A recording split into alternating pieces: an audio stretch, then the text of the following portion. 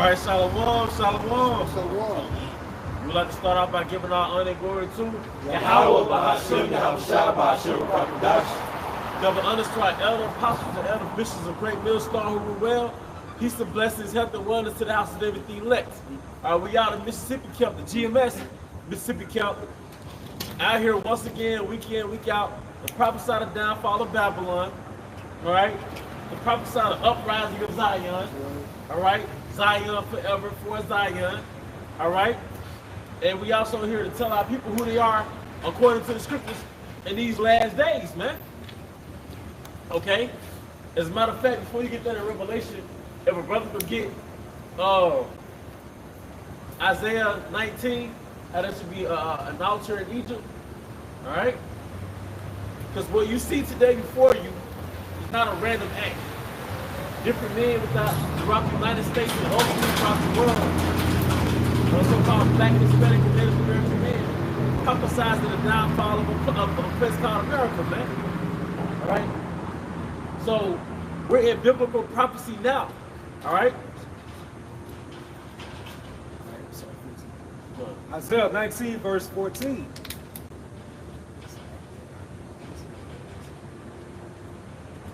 All right, Isaiah 19 and 18. In that day shall 5 cities in the land of Egypt speak the language of Canaan and swear to the Lord Yahweh of hosts. What's the language of Canaan? Hebrew. Hebrew, Khan. All right? Just back up, NLT says, in that day 5 of Egypt's cities will follow the Lord Yahweh of heaven's armies. They will even begin to speak Hebrew. Yep. Woo! It straight up said Hebrew. So, showing you we're coming into that time. When we opened up with the name Yahweh Bahashim Yahweh Shai, that's Hebrew. All right? And also, when you think about our land, it was also referenced as the land of Canaan. Right. You know? It says, one should be called the city of destruction. Yep. Verse 19, in that day should there be an altar to the Lord Yahweh in the midst of the land of Egypt. So we're in that time, all right? And that's part of the fight within the matrix. All right, stay tuned into this truth. Not get plugged back into the matrix, not get warped into the matrix. And they got something called the food matrix, where you eat processed food, Skittles, fried, processed fried chicken. That's the food matrix. It's not real food. Well, the matrix all around you is a false reality, but it's controlled by Satan. So the game that the Most High set up, the Odyssey, the maze that the Most High set up was, are you going to keep this truth in the matrix? Are you going to fight for Zion while you're in the matrix? Or are you going to fall for the king's Babylonian meats? His lifestyle, man. Right? It's a fight. All right? But we're in that time where the hopeful elect is going to wake up out of their sleep. All right? That's why Jake can tell you that you're an Israelite. In my line of work, I've had Jake tell me, yeah, the 12 tribes, the blacks in America, man. See, like in Jeremiah, when they say, this to my other, I'm like, oh, yeah. So we're in that time. This is the Great Awakening. And with that Great Awakening, it's going to come a great insurrection against them that are of that nation. All right? Okay. So it says, in that day should there be an altar to the Lord Yahweh in the midst of the land of Egypt, and a pillar at the border thereof to the Lord Yahweh. Yep. And it should be for a sign and for a witness unto the Lord Yahweh of hosts in the land of Egypt. For they shall cry unto the Lord Yahweh because of the oppressors. They shall cry unto the Lord Yahweh because of the oppressors. And we are oppressed. The 12 tribes are oppressed, man. All right? You look at our people, and we look at our own people with this thing, man. But they were engineered by Esau Edom, man. All right? You're systemically oppressed. You're dietarily oppressed. All right? You're spiritually oppressed. To oppress literally means to press. So your spirituality, your religion has been pressed down, away upon through Roman Catholicism. Your diet, your Hebrew diet has been suppressed, all right, by the standard American diet. All right? Your natural union between a woman and yourself has been suppressed by the Western way of so-called dating, man. It's all been ruined. You're oppressed. You gotta go to court and fight for your child, and fight for custody of your child. All right, or you might have your children at the house, but you too tired of dealing with the family that the Most High gave you. It's your woman, those your sons and daughters. You just go to work, and when you come home, if you stay in an apartment, you go right out to the balcony. You know, if you're in the world, you might smoke, you know, Jake in the world. You go to the patio on some antisocial shit, or you might go straight to the back. You oppress, nigga. You drinking all this bullshit. You eat food, you eat comfort food because you are oppressed. And then you die before you 60, nigga. All right? And women got breast cancer, fibroids. You oppressed. You got yeast infections. All right? You suffer from depression, anxiety, suicidal thoughts, bipolar. You oppressed. It ain't nothing to be happy about out here, man. Get your scripture real quick because I want you to get some more scriptures too, bro. Come on. All right, this is Zephaniah 3. The point is in verse 9, but I'm going to start at verse 8. It says, therefore wait ye upon me, says the Lord, until the day that I rise to the prey. Going back to the challenge that's in the Matrix. The challenge is, are you going to wait on Yahweh Bahashim Yahushai in this Matrix? That's why we go through many circumstances that always remind us to go back and wait on Yahweh Bahashim Yahushai. You know, day-to-day circumstances, man. Okay? But it's to groom us to wait on him in that hour of temptation. It's to groom us to wait on him in general, as opposed to selling out your doctrine, selling out your congregation, making merchandise of his truth, selling books, selling shirts, you know, making a brand out of yourself like a damn Christian evangelist. How many books does T.D. Jakes have? Well, you only need one book, man. Wait on Yahweh. You got it, brother. And this is Psalms 46 and 10. Be still and know that I am the Most High. Be still and know that I am Yahweh. All right? That's right. I will be exalted among the heathen. I will be exalted in the earth. I will be exalted in the earth, man. All right, and he's exalted in the earth. Somebody hold Proverbs 8 and 4 real quick. All right? And the Most High, as the more we are into this truth, the more we get into the science and the mind of Yahweh and how he created existence. All right? And you realize that Yahweh, Bahasham Yahushai, deals with frequencies. You even have the book, Think and Grow Rich. I think the author said if you break down existence, it's basically vibrations. So when it comes to Yahweh, he deals with vibrations. Well, something new is happening on the planet Earth within the past millennium. That's the vibration and the frequency of his name. It's being pushed in the earth. All right? Yahweh, Bahasham Yahushai. That vibration being pushed in the atmosphere, all right, has magnitude in this earth, man. All right? We're putting out a frequency that Esau Edom knows exactly what we're doing, and it is making him tremble in his kingdom, man. Making his name known. He's making his name known. And the main thing that's going to make his name known is those missiles bombing America. Then they will know his name. Yahweh. Bahasham Yahweh Shai. All right? All right, no? That's all right, Proverbs? Yeah, Proverbs 8 and 4. I'm going to mess you for that Proverbs too. Okay, come. This book of Proverbs 8, verse 4. It says, unto you, O men, I call. And it's Proverbs 8 and 4. 8 Yahweh, 4 Yahushua, 4 mercy. 8 infinite, 4 mercy. Read it again with Lakashah. Proverbs 8 and 4. Unto you, O men, I call, and my voice is to the sons of men. My voice is to the sons of men, and his voice is through the sons of men. All right? And Yahweh, Bahasham Yahweh Shai, all right, is here to send a message to the heathen and to his people. And he's about to come back. It tells you in the scriptures that everything that you've done is being weighed in the balance in the spirit world. How careful would you be in your words and your actions if you knew that everything you're about to do is being weighed in the balance in the spirit world? And that's going to determine what the hell is going to happen to you when you come back on this earth. That's why earth is referred to in the book of Psalms as the place of what? Come on, man. The place of judgment, man. You're born paralyzed. You're born with these distinctive diseases because your actions from your past life got weighed in a balance.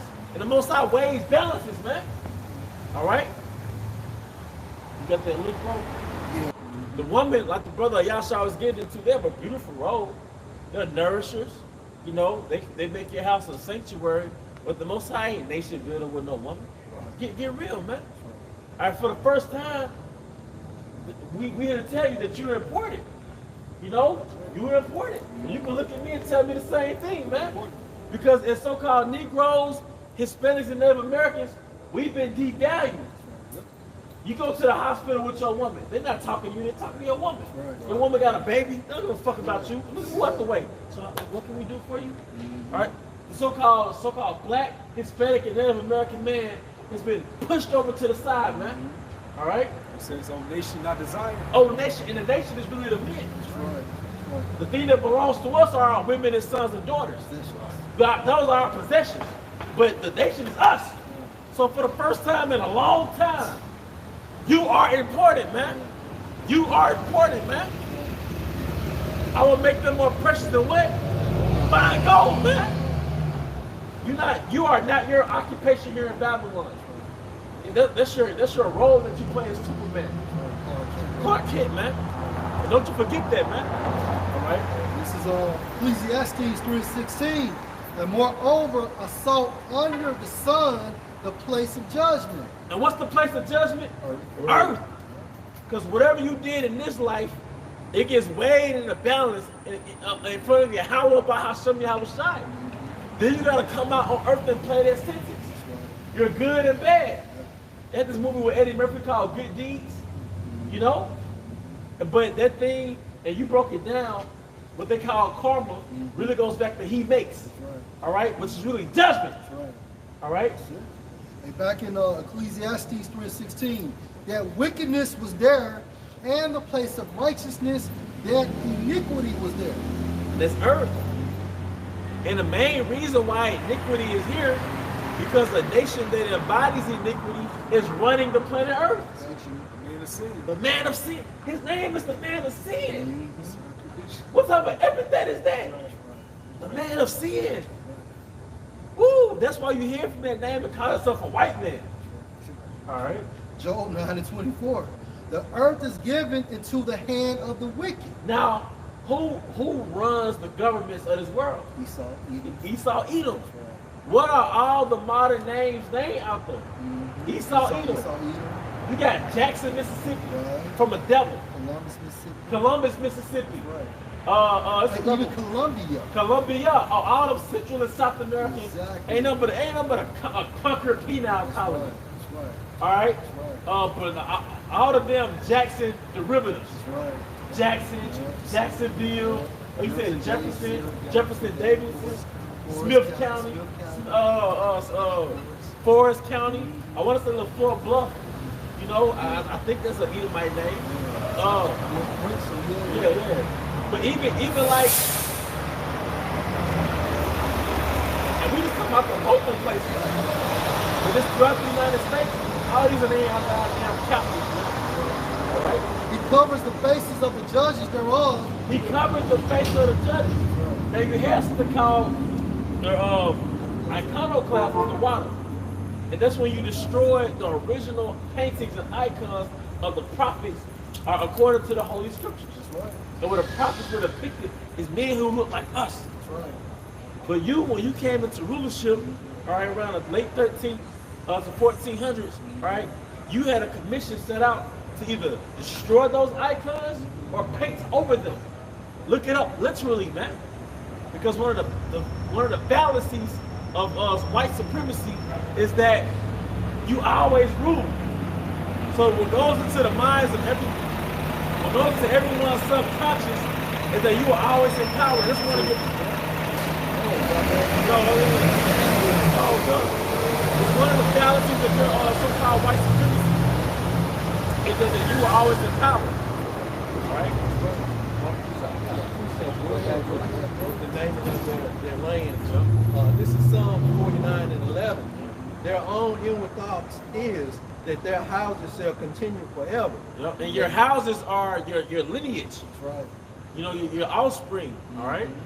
And their dwelling places shall and their dwelling places to all generations. That's it. They call their lands after their own name. They call their lands after their own name. Like the brothers just said, the priest just said, Columbus, Mississippi, Columbia, Columbus, Ohio, Jackson, Mississippi, Jacksonville, Florida. A lot of these French names. Washington, D.C. Seattle, Washington, That's Washington, right. D.C. That's right. You know?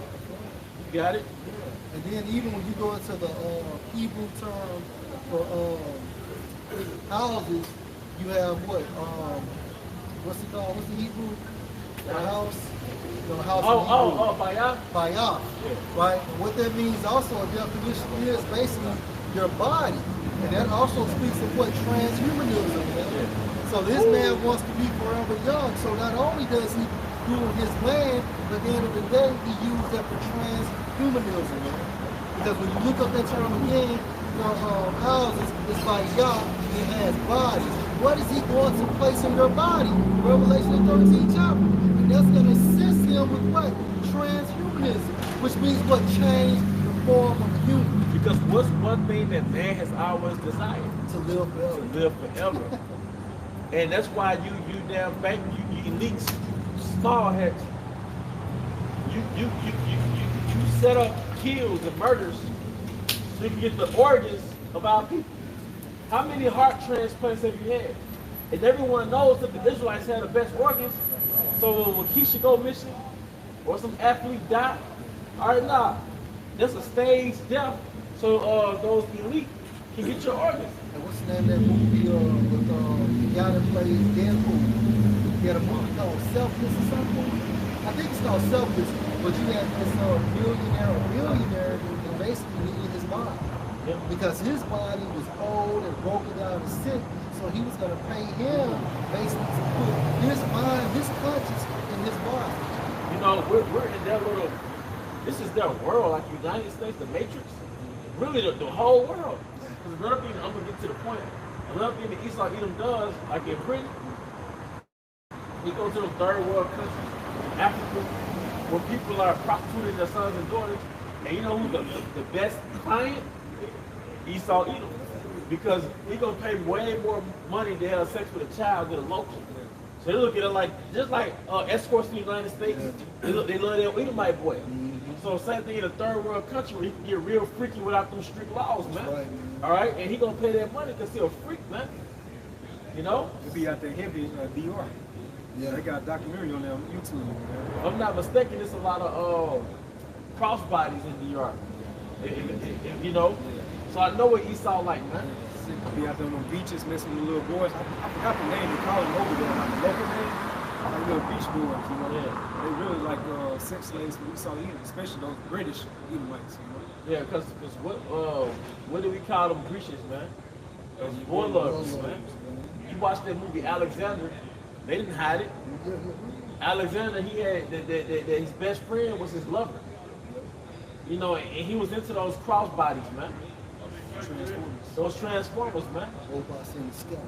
So they got that nature, that's in their nature, man. A good movie that really goes into what the movie where the black guy was dating the white girl. She took him to meet her. I can't remember. It's Get Out. Get Out, right? Get Out. Yeah, that's right. Get Out.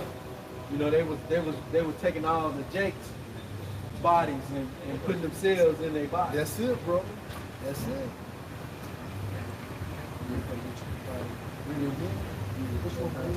Hey, back in Job 9:24, the earth is given into the hand of the wicked. He covers the faces of the judges thereof. If not, who is he? So this is to back you up. This is by Woodrow Wilson, who was the president of the U.S. He came out in 1913 called The New Freedom. He stated this: "Since I entered politics, I have chiefly had men's views confided to me privately. Some of the biggest men in the U.S. in the field of commerce and manufacturing are afraid of somebody, are afraid of something. They know that there's a power somewhere so organized, so subtle, so watchful, so interlocked, so complete, so pervasive, that they had better not speak above their breath when they speak in condemnation of it. It's the elite. Can I bring out a precept, brother? Y'all about you like that. Romans 13:1. Let every soul be subject unto the higher powers, for there is no power but of the Most High. The powers that be are ordered or ordained of the Most High. And one thing that's an ego killer is that your kingdom was given to you by the power of Yahweh, by Hashem Yahweh Shai. As opposed to you being these great conquerors that forged the empire. You know, it tells you in Psalm 75 that the Most High is the way. He's the judge. That's right, that's right. He put it down one and set it up another. All right, so this kingdom right here is a part of the Most High's age of empires. This is how he entertains himself, man. Got you. All right. Luke 4:5. And the devil taking Yahweh Shai up into an high mountain, showed unto him all the kingdoms of the world in a moment of time. Yep.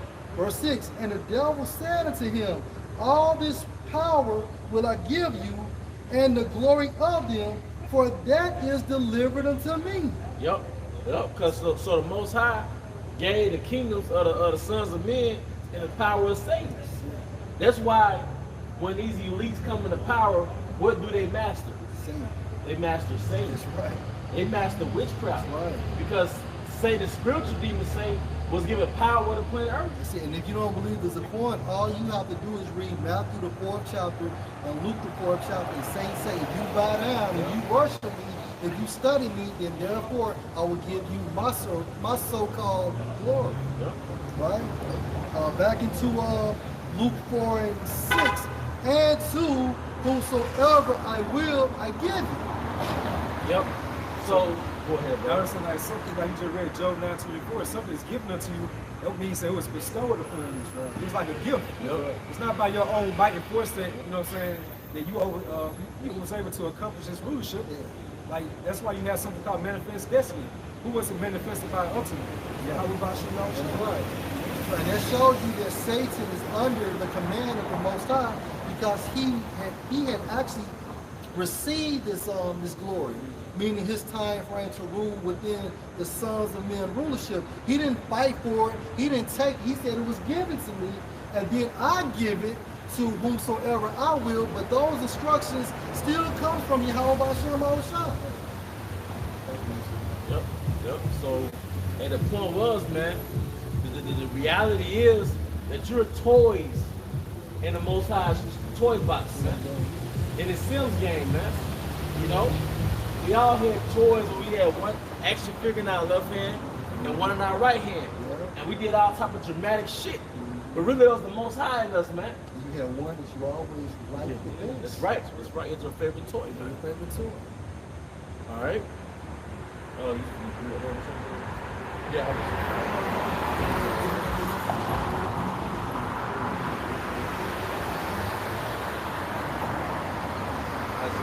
Zephaniah 3:8. It said, therefore wait ye upon me, says the Lord, until the day that I rise up to the prey.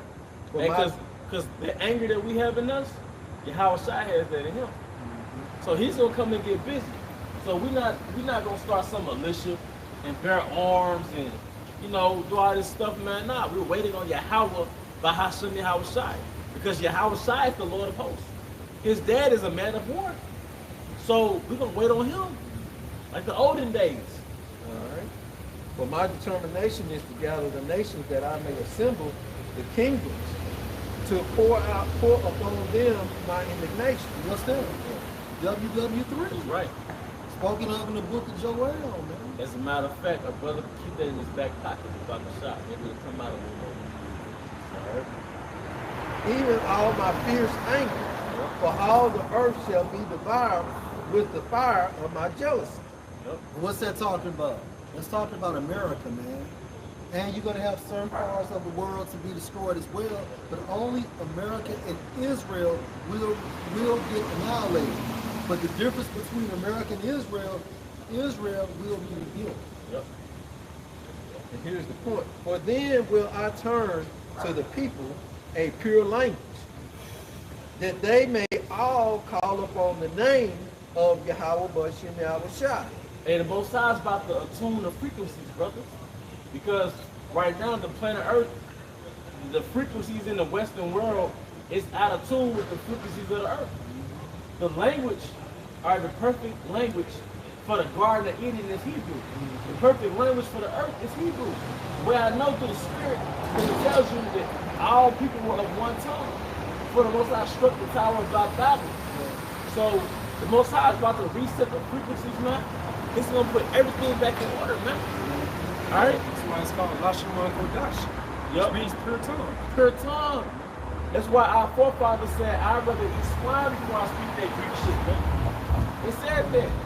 I'd rather speak swine, because Elder Apostle Howard said, the English language is not, it doesn't have no rhythm, there ain't no pattern to it, you know what I mean? It's a bunch of That's why it's an artist to learn. yeah, man. All To right. serve him with one consent. Yep.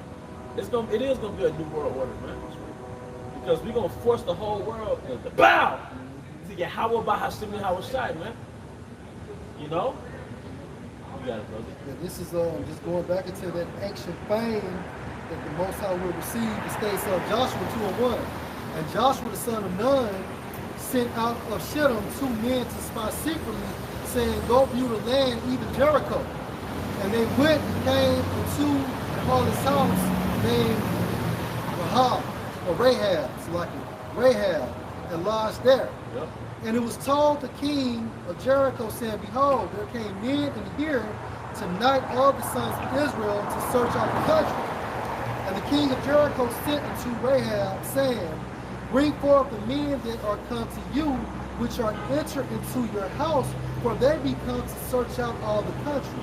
And the woman took the 2 men and hid them, and said this, there came men unto me, and I don't know where they were.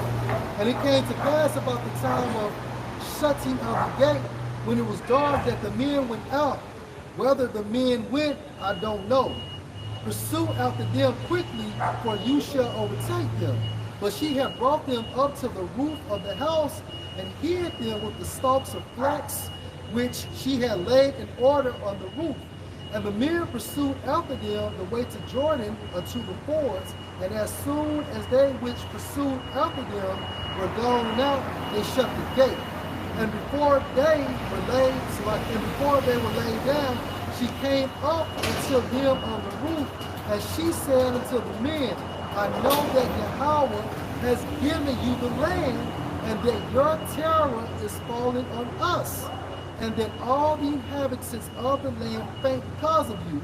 Verse 10, for we have heard how Yahweh dried up the water out of the Red Sea for you, which you came out of Egypt, and what you did unto the 2 kings of the Amorites that were on the other side of Jordan, Sihon and Og, whom you utterly destroyed. And as soon as we had heard these things, our minds did melt, neither did there remain any more courage in any man because of you, for Yahweh your power, he is the power in heaven above and in earth beneath. Now just going into their fame. Yeah. So basically, hey, Rahab the harlot, or Rahab the harlot, heard about the fame of Israel. And because of this fame, she moved accordingly. Right? So when we move back into our homeland, best believe these inhabitants in the eastern side of the world, or the eastward side of the world, they're going to hear of that same thing. The Most High's name will be magnified again, just like it was magnified in this account. You got John 27, is it? What's that? His name been magnified.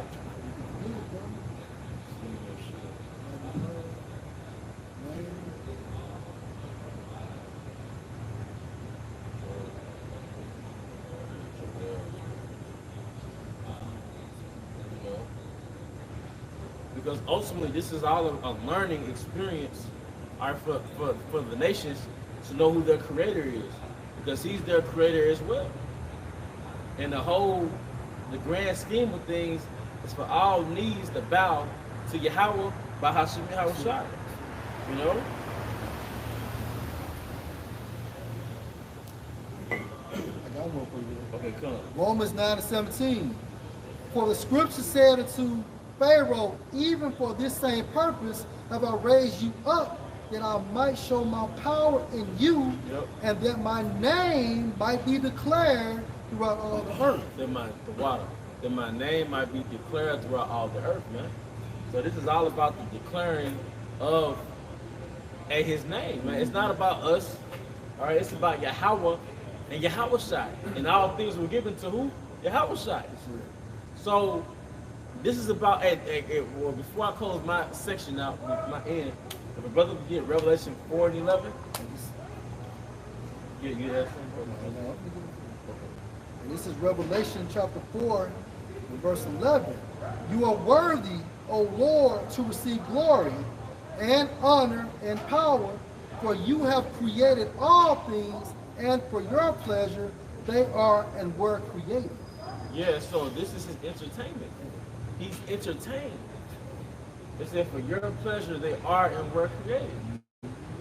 It's like even in your own apartment, your own abode, depending on what type of spirit the Most High gave you, you know, you might have a cat. You know, you might have some goldfish or whatever. But you do that for your entertainment. You know, that's how you entertain yourself. This is your room. Well, it tells you that in my Father's house is many mansions. All right, then it says, heaven is my throne, earth is my footstool. But the universe is Yahweh's house. So just like a man when he has a house, then you're gonna hang pictures up on the wall, you're gonna have some type of furniture.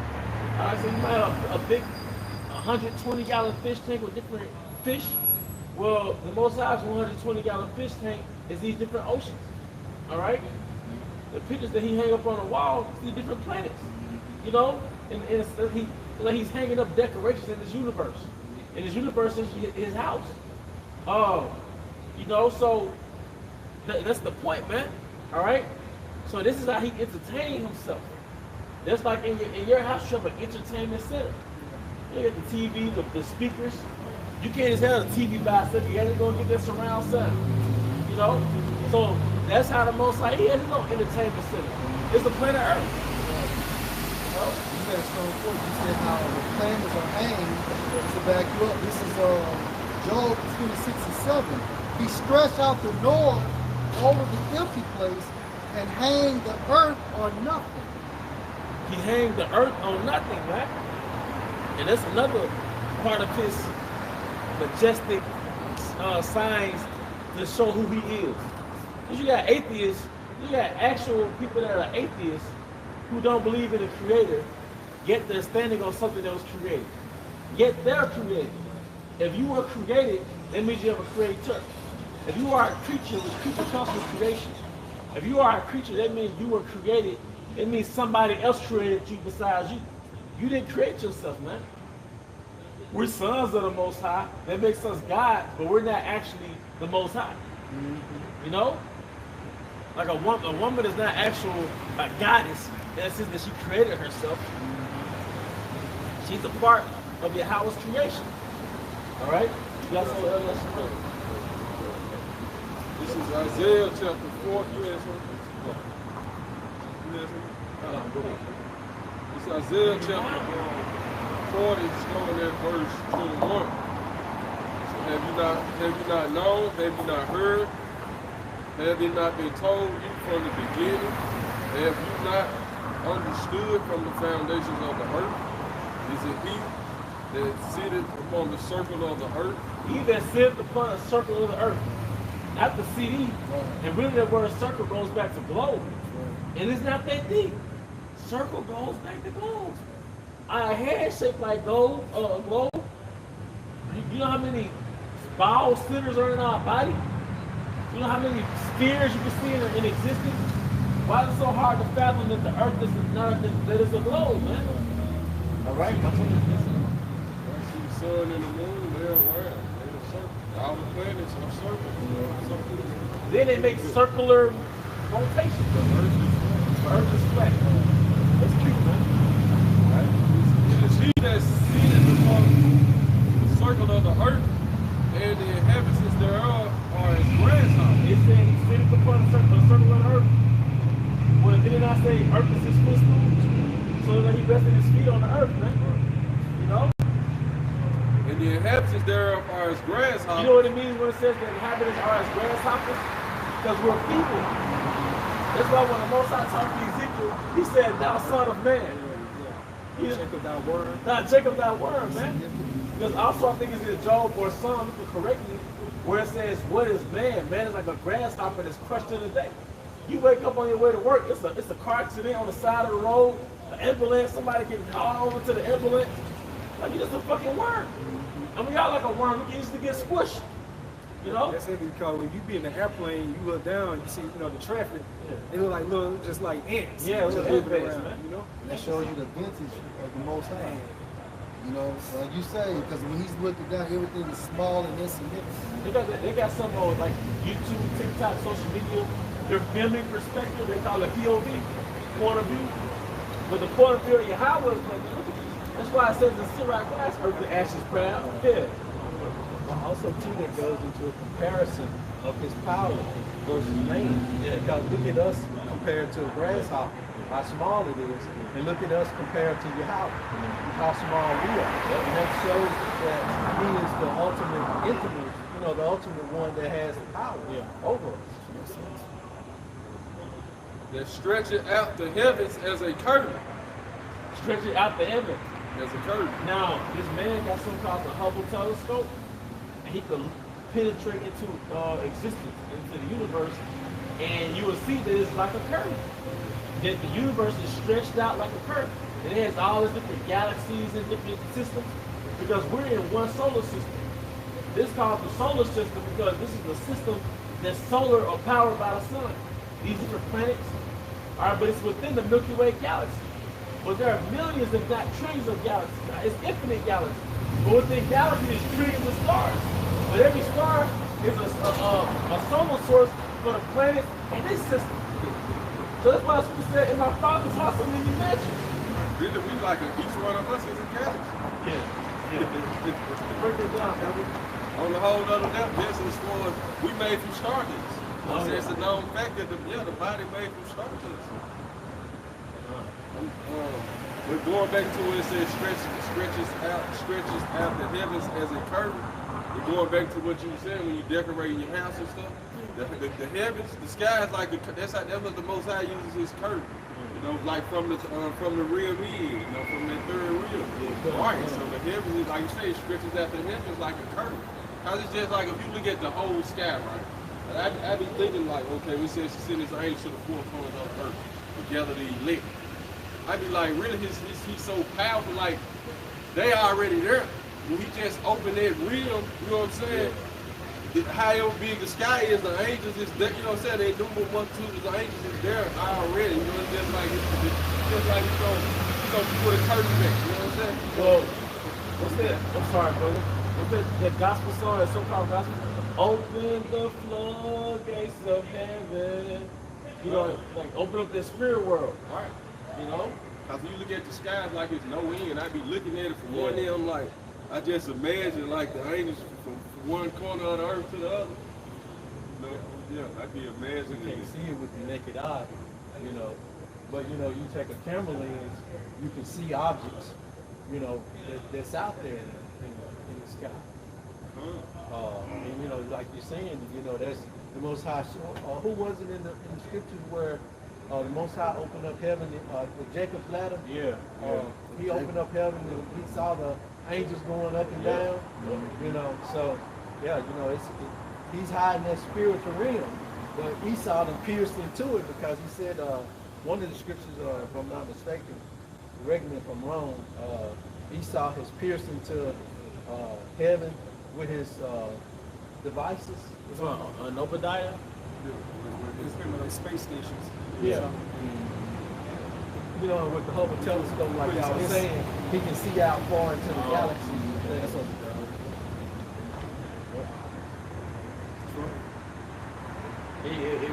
the Most High commissioned Yahweh Shai and the elect to be his interior decorators.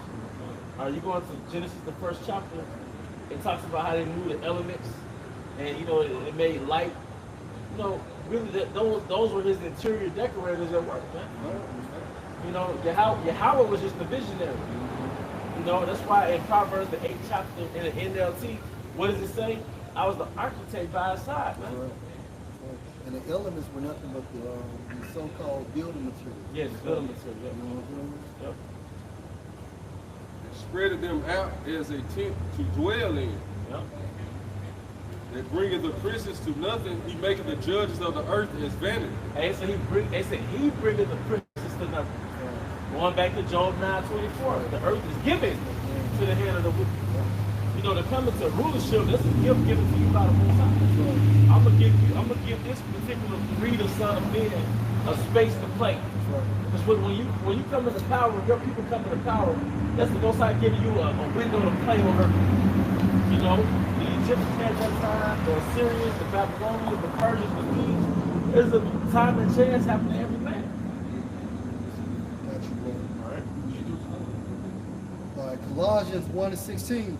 For by him were all things created, Yahushua, that are in heaven and that are in earth, visible and invisible, whether they be thrones or dominions. Hey man, do you understand how can you start from the top again, bro? Right. Because you were just saying it's a spirit world that's holding the world intact, and we can't see as angels. But Yahushua created them. Yeah. All right. And Colossians 1 and 15. Who is the image of the invisible power, the firstborn of every creature? The firstborn of every creature. Prototype. Yep, that prototype. If I can add, he sent us down to what he say his will will be done on earth as it is in heaven. He sent us down to keep this intact, you know, and to help establish his will in this real environment. Back in Colossians 1:16, for by him were all things created, that are in heaven and that are in earth, visible and invisible, whether they be thrones or dominions or principalities, angels, right? Evil angels, or powers, all things were created by him and for him. That's why it's all about Yahushua, man. We're in the time. We failed when it was about Yahweh. Let me rephrase that. We failed when it was, you know, in the time of Yahweh and keeping the laws. So we're under the mercy of Yahushua. Big brother came and swept us. Yeah.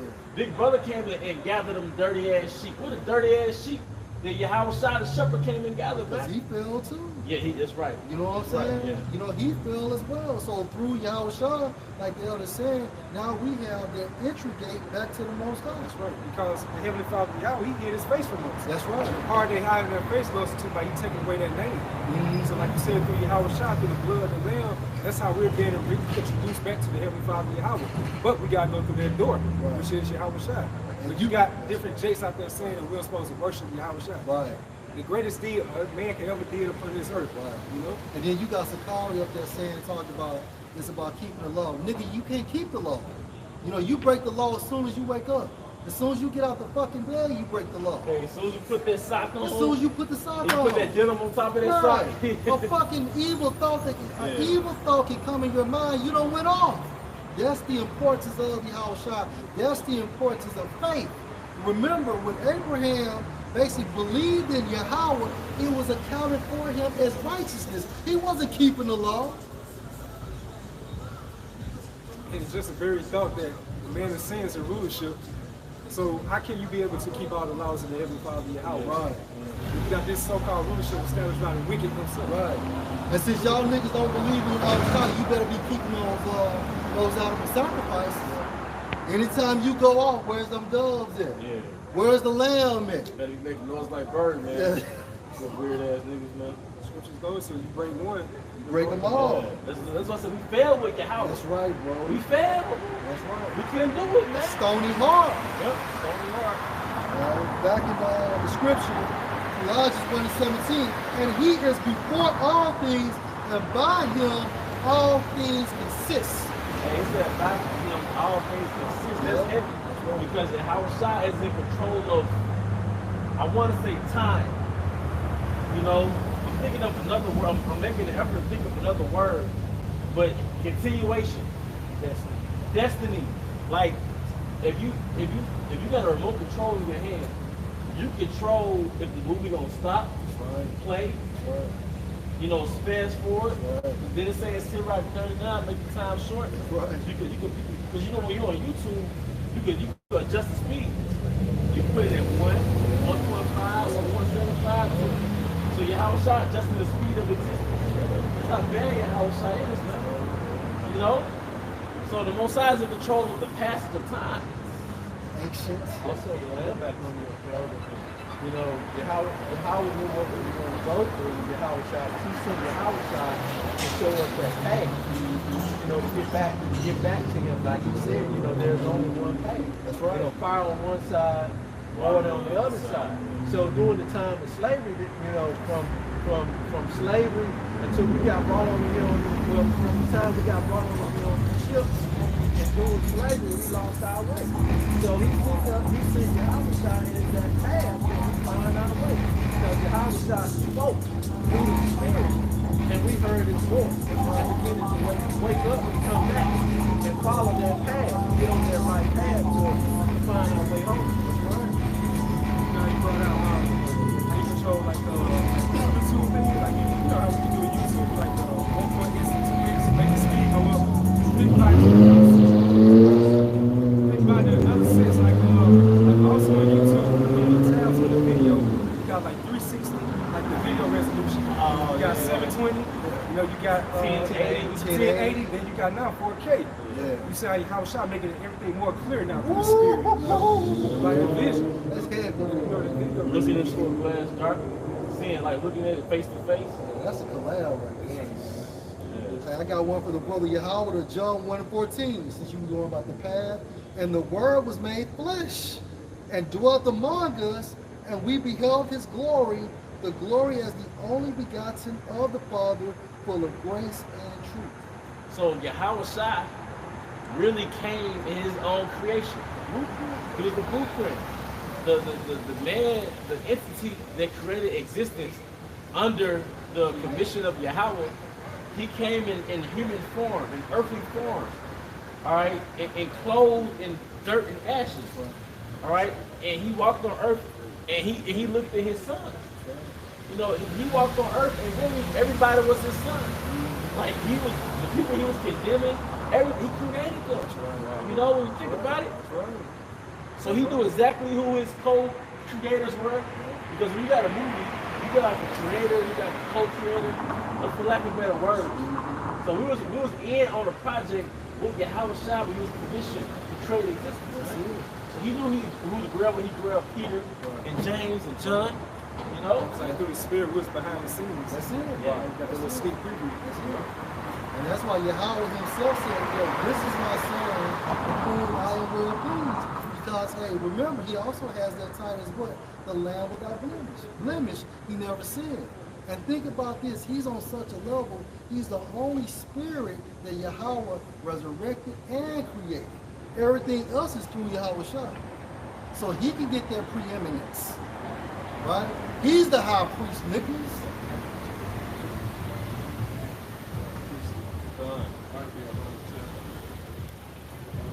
It's Hebrews chapter 2, starting at verse 1. It said, therefore we ought to give the more earnest heed to the things which we have heard, lest at any time we should let them slip. For if the word spoken by angels was steadfast, and every transgression and disobedience received a just recompense of reward, how should we escape if we neglect so great salvation, which are at the first again to be spoken by the Lord, and was confirmed unto us by them that heard him?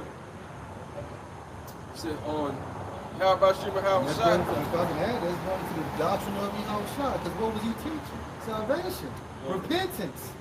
Yahweh Shai was teaching repentance and salvation, man.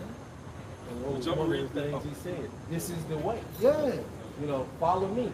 I am the way. Yeah. I'm going to read that in Hebrews 2:1. So we must listen very carefully to the truth we have heard, or we may drift away from it. For the message of Yahweh Shai delivered through angels has always stood firm. Every violation of the law and every act of disobedience was punished.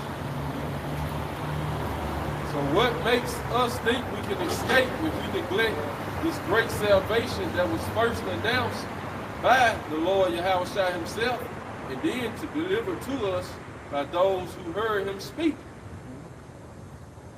He said, the Most High also bear them witness, both with signs and wonders, and with divers miracles and gifts of the Holy Spirit, according to his own will.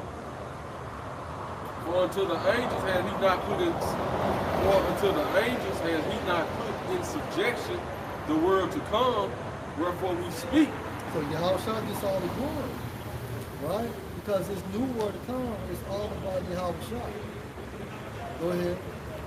But one in a certain place testifies, saying, what is man that thou art mindful of him, and the Son of Man that thou visitest him? Thou madest him a little lower than the angels. Meaning what? He came in the flesh through the union of Joseph and Mary. Go ahead. Thou crownest him with glory and honor, and didst set him over the works of thy hands. Right. Somebody in the gym with him. Read that last part again. This is Hebrews 2:7. Thou madest him a little lower than the angels. Thou crownest him with glory and honor, and didst set him over the works of thy hands. And that was the accolade for completing the mission. Revelation the 5th chapter. Yep. You can hold Revelation the 5th chapter. You know, he made him a little lower than the angels. So how's the chief a little lower than the angels? They came over here in human form, man. Right. You know, they completed that mission, man. Went on that cross, man. That's right. All right? So the kingdom to come is really for Yahushua. That's right. It's going to be his kingdom. That's right. And if he never died for us, he would be the only one in the kingdom. That's right. He would be walking around in his kingdom like Wolverine, while everybody else dies, such as us. And that's why something Elder Apostle Debar always say, like the kingdom of heaven is really interchangeable with between the world and Yahushua. That is right. That's right. It's his kingdom. Right. The ultimate sacrifice. All the other, Most I said he was tired of all the other sacrifices, the wolves and all goats and the sheep and all of that. You know, he was tired of the animal sacrifice. That's right. So he was that ultimate sacrifice. Because it was premeditated. A lot of niggas was thinking about, okay, I'm gonna go and commit this sin, but I'm gonna have this dove laid to the side to appease the Most High. And he rejected it. Again, on top of that, the blood of Yahushua does much, much more than the blood of animals. They want to brag about the law, but Yahushua, he's the law personified. That's right. No matter how we reach, going too much out of the animal sacrifice. Thou hast put all things in subjection under his feet. For in that he put all in subjection under him. Now back up as you can. And this is Matthew chapter 28. And Matthew 28 and 18. And Yahushua came and spoke to them, saying, all power is given unto me in heaven and in earth. Yep, all power is given unto you. Right. So, hey, like I said, once again, this is going to be Yahushua's kingdom, man. All right. So, go ahead, bro. Yahushua has been crowned, and then in the second Ezra, the second chapter, the elect are going to be crowned by Yahushua. Like I said, we're going to be his cronies in the kingdom, man. All right. Just like when a conqueror comes and conquer a land, he brings his people with him, and he aligns certain parts of the land with his people. You know, he might get the fattening part of that land, but you're going to get the other parts, man. Joint heirs, man, and that's why we're catching out here, and we're going to have our Yahushua moment. The hour of temptation, that's our cross moment. Follow him whatsoever he goes. Yeah. Like our temptation is like our Garden of Gethsemane moment. Our Garden of Gethsemane, yeah, exactly. You said. Does it make sense? Because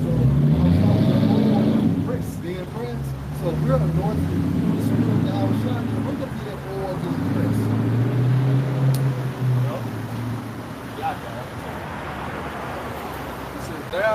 Thou hast put all things in subjection under his feet. For in that he put all in subjection under him, he left nothing that is not put under him. But now we see not yet all things put under him. Because at this time frame, what's going on? You have the rulership of Esau, right? Esau's kingdom. This is the last kingdom or dominion prior to the arrival of Yahushua. Last rulership of the heathen. All right, it's going to be perfect order on this planet Earth. From here on out, you know, that's why I said we look for new heavens and new earth where righteousness dwells. So that's what's coming. That's the mindset of the elect. See, we understand that heaven is going to be on earth. You know, we understand this is what that's why the Lord said the kingdom of heaven is within us. Right. You know, we have to fully understand what we're doing. You know, Yahushua had the hardest mission, though. That's why he get the greater glory. Like you said, it's gonna Hebrews 2 won't go into it, but he came down in his body and felt everything we felt. That's right. You know, he wanted to do it. He agreed to do it from the beginning, which he didn't even realize how hard it was gonna be until he actually had to feel it. You know what I'm saying? Because when you're in that angelic form, you don't have to deal with emotions. You know what I'm saying? You don't have to deal with that part of the body. You know, you can just, the Lord say, how about Shem, how should I say, do this? You just, like you said, they happy to do his will because it's just like, okay, King, Master, we're going. But now when you're in this body, you got to feel the whole emotional side. You know, that's why you have a shower. It was a process when he was realizing, he was like, can this cup pass? You know? Right. Huh? You remove this cup? Yeah. Right. Yeah. Huh? And then to back you up, you know, Peter, when you said he was the ultimate one for that job, Peter said, you know, I'll fight with you. You know, Yahushua told him, you're going to deny me 3 times. You know, the crow going to call 3 times and you're going to deny me. And what Peter do? You know, he denied. Right. Now, the disciples ain't realized how hard the mission was. He was telling them the whole play the whole time. But then when it got live, it came from training to live fire, they got shook, you know what I'm saying? But through these carnations there,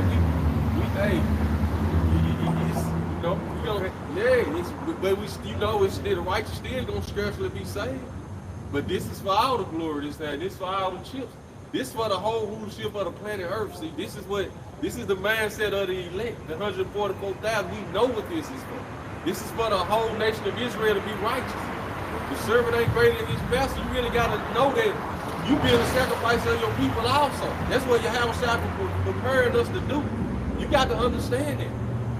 You know, the 2/3 gonna come back through the elect, so you the sacrifice for them.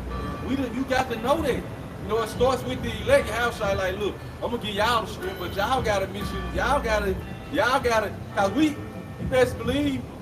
When he was in his flesh, the disciples was help strengthening him. Why you think he had the top 3 with him? But it was his time. He had to go through that one alone. You know. Go ahead. Let's see. Obadiah 1:21. His saviors shall come up on Mount Zion to judge the mount of Esau, and the kingdom should be the Lord Yahweh's. Yeah, so those saviors, like you said, going into the Yahushua's day ones. Going to those Alahayim, when you read the book of Genesis, the 1st chapter, those was the ones that were with Yahushua. Alahayim, I think, goes to like divine ones, goes to like rulers or judges. You know, those were Yahushua's day ones. The same ones that he's going to get back once he returns on his second coming. You know, the poem made a good point of how like Yahushua has received encouragement as well. This is Matthew chapter 4, verse 11. And this is after the encounter of Satan with Yahushua when Yahushua had rebuked him 3 times. Right? So this is Matthew chapter 4, verse 11. Then the devil left him, and behold, angels came and ministered unto him. So basically they were building Yahushua back up in the spirit. Because after that encounter with Satan, best believe Yahushua was down there completely. Just like John the Baptist. He was still in the flesh. So he can't be the mediator, he can't be the captain of salvation if he didn't go through everything we're going through. That's why everything belongs to him. So Yahushua suffered depression, anxiety, all right? He was nervous, he got sick, and all of that, because all of this is part of the flesh, okay? He had thoughts telling him that he wasn't going to make it, he wasn't the elect. Everything and anything we go through, he went through it, man. Again, No. again, that's the reason why he's identified as the author and finisher of our salvation, our faith. Author, beginner, right? In the Greek. Finisher in the Greek goes into the highest example of our faith, declaring Yahweh Shah. Just like when you said, who chose you to be a soldier. When you in the army, that general ain't just get to that general level. He didn't just get through up there. He started off as a soldier, then he just going up in the ranks. He grew himself all the way. But it's just like a manager or supervisor on the job. You can't be a manager or supervisor if you don't know how to do every job. You know what I'm saying? Because somebody don't show up for work. And then you supposed to be able to know how to do every job in there, you know. And that's what Yahweh Shai did, you know. When he came, he started. They say he made himself a no reputation. He came up in the worst place, you know what I'm saying. He came up in like the poorest area, you know what I'm saying. And then came and grew all the way from there. And like you were saying, even when he fasted for 40 days and 40 nights, that was to build his faith up. You know, what he was telling, he told his disciples, look, in order to get this same strength, he told us what to do, coming by faith and prayer. And that's the whole process we going through that. But he was the perfect example. He walked it, he lived it. You know, and go ahead. Hey, since you said that, because you put something in my spirit when you said like he just didn't shoot through the ranks, he had to get in there as well. This is when he became 12 years old, right? This is Luke chapter 2, and I'll start at verse 41. Now his parents went to Jerusalem every year at the feast of the Passover. And when he was 12 years old, they went up to Jerusalem after the custom of the feast. And when they had fulfilled the days as they returned, the child Yahushua tarried behind in Jerusalem, and Joseph and his mother knew not of it. But they, supposing him to have been in the company, went a day's journey, and they sought him among their kinsfolk and acquaintance. And when they found him not, they turned back again to Jerusalem, seeking him. And it came to pass that after 3 days, they found him in the temple, sitting in the midst of the doctors, both hearing them and asking them questions. You know, so like you said, he had to start off in the ranks too, man. Even John the Baptist, it told you before his showing his days in the Israel, he was in the wilderness. Who he was in the wilderness with, you know? He was learning, he was being raised up. The Lord always had the elect there. But these was the guys, you know. These was the anointed ones. But he made himself a no reputation. Like he said, he grew up amongst his people. They ain't know. But then, like John, what the angel tell him, how you gonna know who he is? When you baptize him, their spirit gonna come down upon him. So some point they had got, you know, they first cousins. One like 3 months apart, but 6 months apart, you know. But when you just think about it, you know, and then they ministry started around the same time. 30 to 33, you know what I'm saying, 30 years old. They was right at the same age. So John came out first. And then like you say, once it was time for John, the hour of temptation, he had to send the disciples like, what the deal is you the one? Or do we look for another? But he saw the spirit descend on him. Yeah. He knew that was the one. Yeah. But the flesh act, but the disciples went back to him and was told what he said. The disciples had to, John built the disciples up, and then the disciples had to go back and let John know, look, it's still on now. Don't lose the faith. That's how it goes. Why you think Yahweh took Peter, James, and John with him? Hey, and then if I could just add to you, Yahweh didn't rebuke John. What he tell his disciples? He tell them what you seen. Yeah. So they could go back and rebuild John the Baptist's faith in Yahweh. Now you can say about coming up the ranks, because Yahweh, he came, when you think about it, he began as the most harmless animal in the world, a lamb. Then he transitioned into a conquering lion. You know, you read Isaiah the 47th chapter, it goes so he's not going to meet thee as a man. That's right, yeah. He's coming back in a powerful angelic force. That's why he's known as the Lion of Judah. So he started out from the beginning like from one of the most harmless animals in this world, as a lamb. So I mean, you can't get no more humble than that, man. And it tells you that Judah is a lionistic tribe. Because when you think about it, it said the Lion of Judah, you know, you go into a particular account, they basically say like Judah, that's like the manly tribe, you know. And in Genesis 49, it says, well, Judah is a lion as well. So there's already that dominant tribe, you know, the so-called Negro. So just imagine Yahushua been a lion of Judah, man. You know? That Mufasa on earth, you know? And that's it, because when he returns, he's going to let a travailing cry. He's going to cry like a travailing woman. Yeah. That's that lion's whip. But they say that's really what they say that's what really make the animals in the jungle afraid of the lion. That roar he gives, like and then they say it's a roar the lion gives. It's in a fear. It's a fear that you can't even. You can't even feel. You can't even. You will feel it. You can't. It's just something you can feel. You can't even. You can't. Like you feel it, you don't see it. You know what I'm saying? Yeah, they say he has a pure frequency in his roar. So you feel it. They use that same frequency like in horrible. Yes. Yeah. It goes for miles. Yeah, it It goes does. for miles. Hey, just back you up, bro. This is Luke 7:19.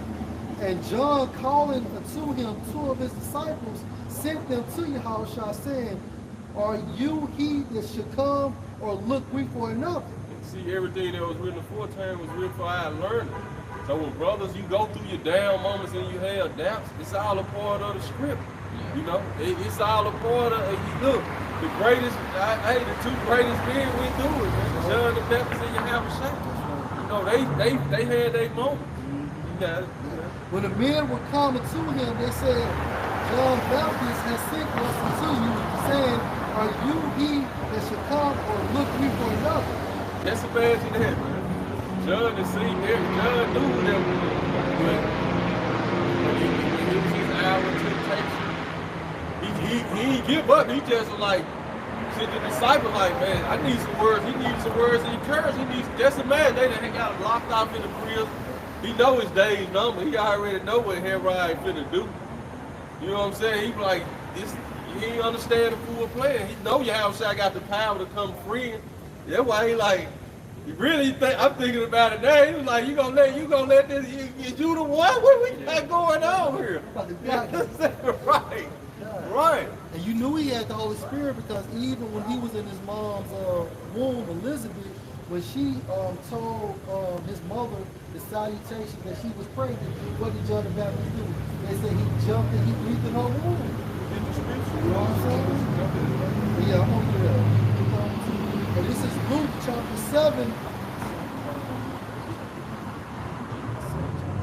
Anyway, Luke 7:20. When the men were coming to him, they said, John Baptist has sent us unto you, saying, are you he that should come, or look we for another? And in that same hour he cured many of their infirmities and plagues and of evil spirits, and unto many that were blind he gave sight.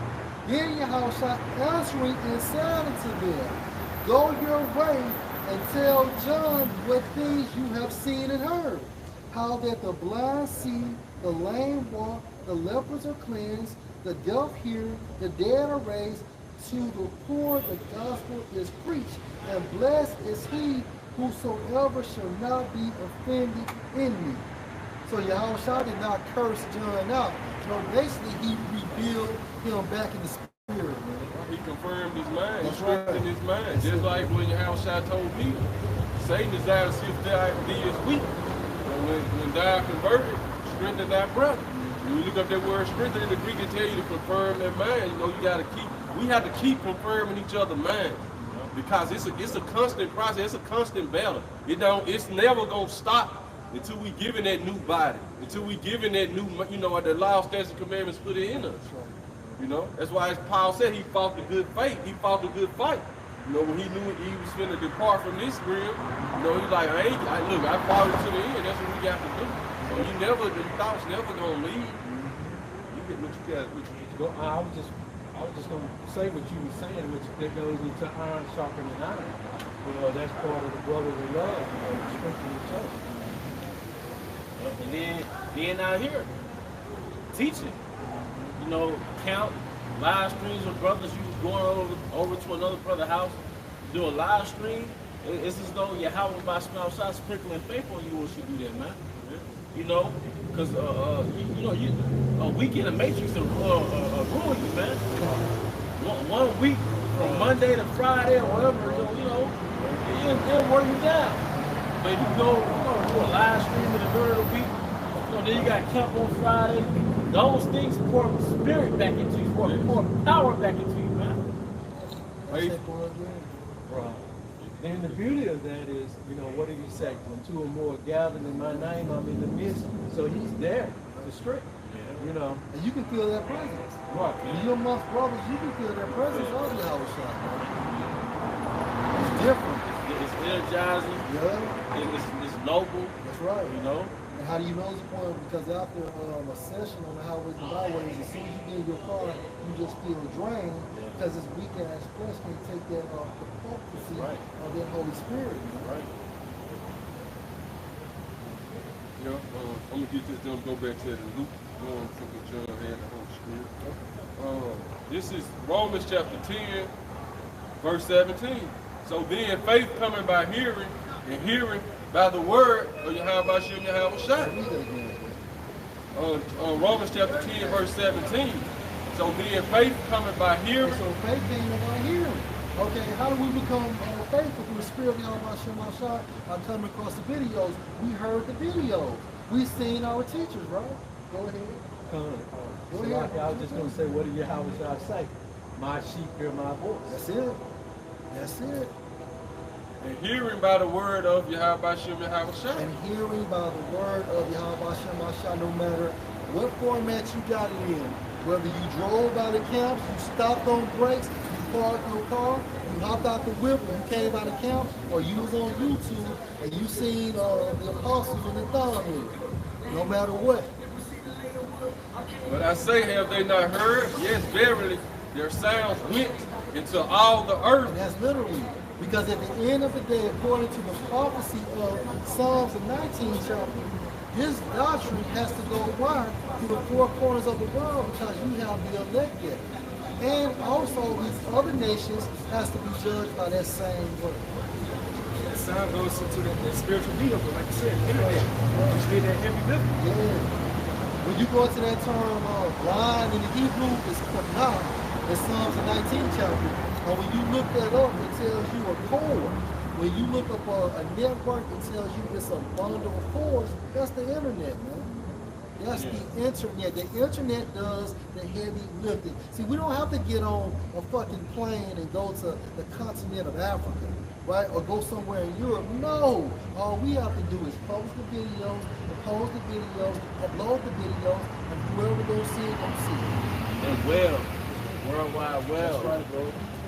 You know, due to the prophecy of Daniel the 12th chapter, it says our knowledge should be increased. That's right. So we're not doing it back like we did it back in the old time. You know, with the apostles going selling, going work to one part of the earth to another. It's more increased now through technology. That's right. Circuit power. That's right. Extremely powerful, bro. And their words unto the ends of the world. Until the ends of the world. And that's like literally. Because when this doctrine has reached the four corners of the world, what the scripture says in Matthew the 24th chapter, then the end shall come, man. And we're close, man. You can feel it. So I can see what Apostle Torah said, how he believes all the elect has been sealed, meaning that I came across his truth. But the Most High has yet to activate them, man.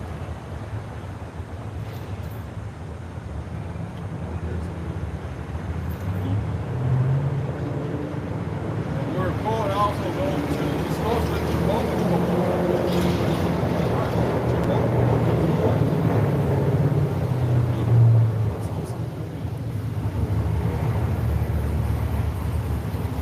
This is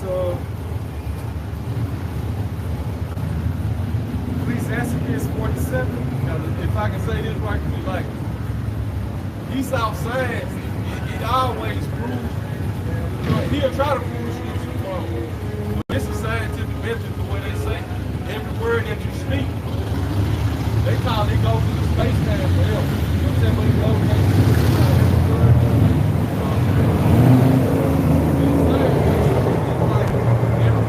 speak,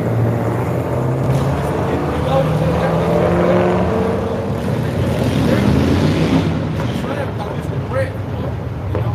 prophesied to the wind. You only should gather the bones. You got it, bro. It's important verse 9.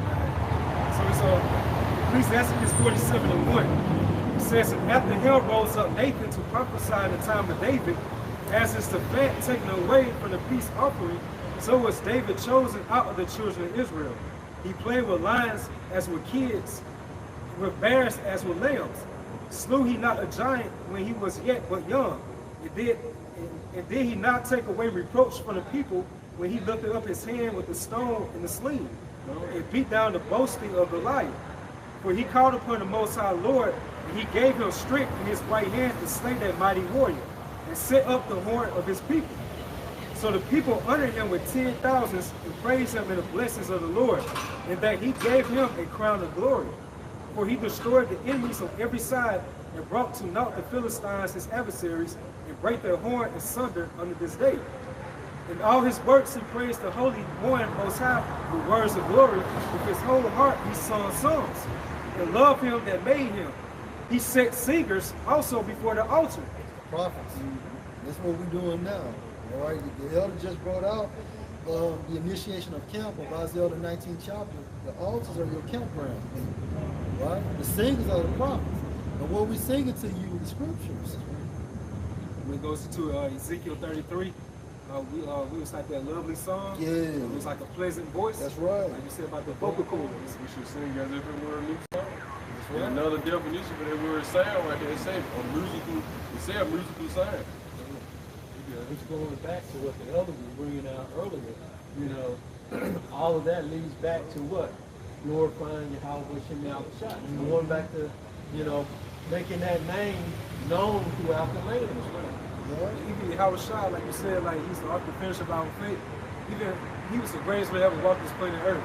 And when he was down here on the earth, he always gave reference to the Heavenly Father Yahweh. It's not my will, it's his will. You know, because Yahweh hasn't even been glorified yet. Only in the spiritual realm. But he hasn't been glorified on earth yet. So how can you niggas put yourself before Yahweh Shai? So like scripture say, they try to establish their own righteousness. That's it. That's them wicked Pharisees and Sadducees. That makes sense, bro. Same spirit. By the very fact that you name yourself Sakari, and you go back to the history of the Sakari, they was never followers of Yahweh Shai. Point blank period. So why, you know, you have some type of sense as a so-called subscriber or follower of Sakari, you should note to your mind, like, hold up, they didn't follow Yahweh Shai back in the ancient world. Right. So whatsoever things written 4 times, we're all learning, they're doing the same thing back again today within the process of reincarnation. You niggas was stabbing niggas in the crowd and then dashing off. And remember what Yahweh Shai said, hell, if it was my kingdom, well, my servants would fight. And he also boasted on how he could basically call upon heaven and have legions of angels to come.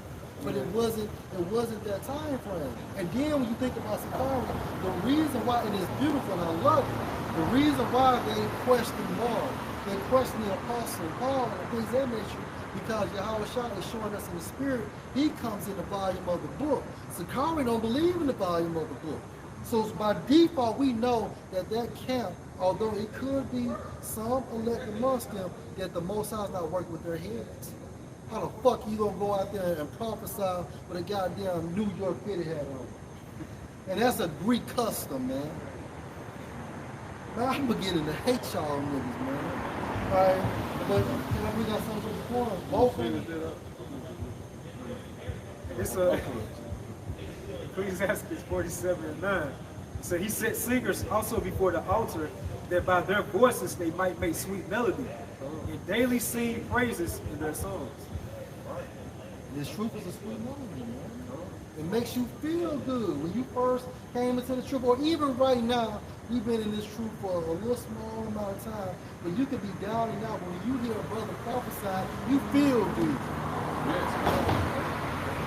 So yes, it is a sweet melody. And when you read the scriptures, everything was started by what? You know, it say the Most High, but Yahweh Shai spoke everything into existence. He learned from his father. This is what we doing. Everything started with the words. You know, let there be light. Everything he spoke, you know, everything goes back to it. Life and death is in the power of the tongue. And Esau through his science know that. That's why he focused on having us. He got our rappers teaching them. You know what I'm saying? Everybody teaching them. He know the power of the tongue, the power of the word. And that's what you said there, and that's why the importance of faith is such important. Because really what you're saying is everything starts with a thought. That's right. Faith is nothing but a thought. Guess what? His science proved that. Light waves create physical matter. And the light waves is your thoughts. Right? He know that.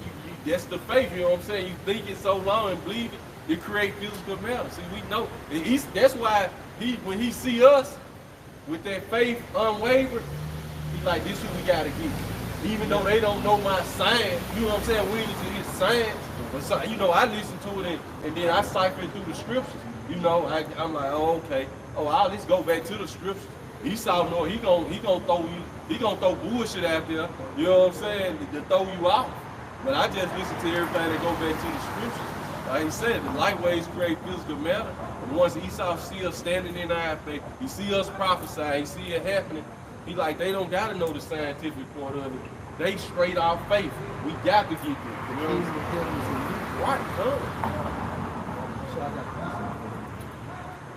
This is 1 Peter 1 and 13. It said, wherefore gird up the loins of your mind, be sober, and hope to the end for the grace that is to be brought unto you at the revelation of Yahweh Shah.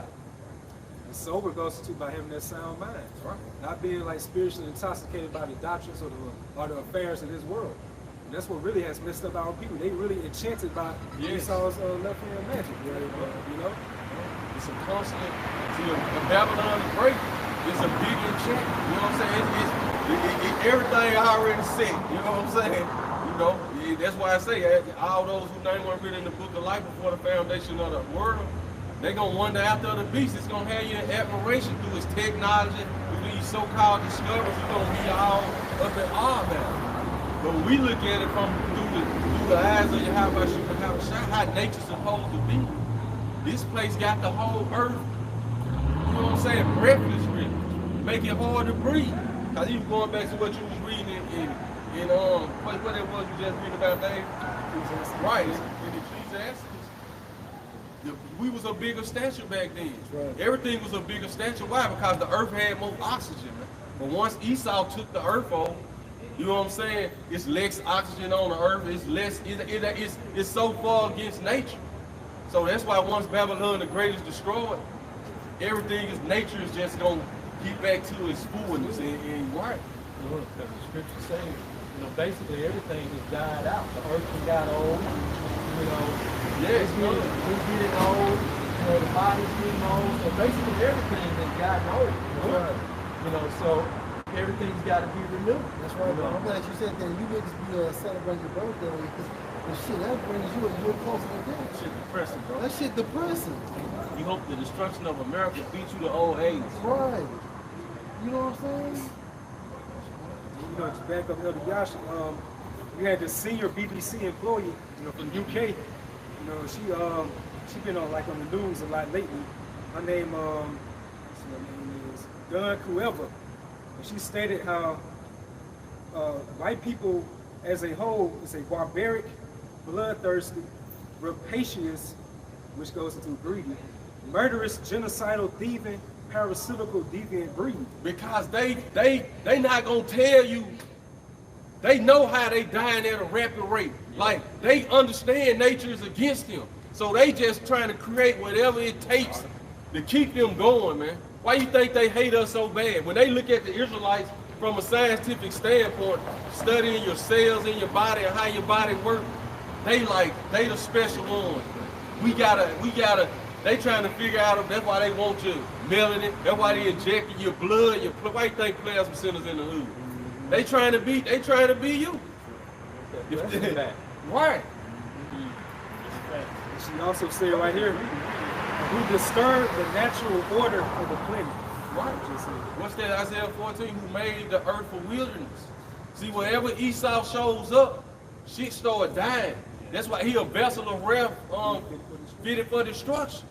So even if he think he creating something that's gonna live, man's gonna die because it's against his nature. You know, everything he is a vessel of wrath fitted for destruction, basically. That nigga, he's really like Scar in reality. Yeah. The Lion King, when Scar took over that dominion, You see everything is on like a dying phase, Yes. man. What the song say, death followed him. Yeah. Right. Hell and death follow him. Cuz. Challenge.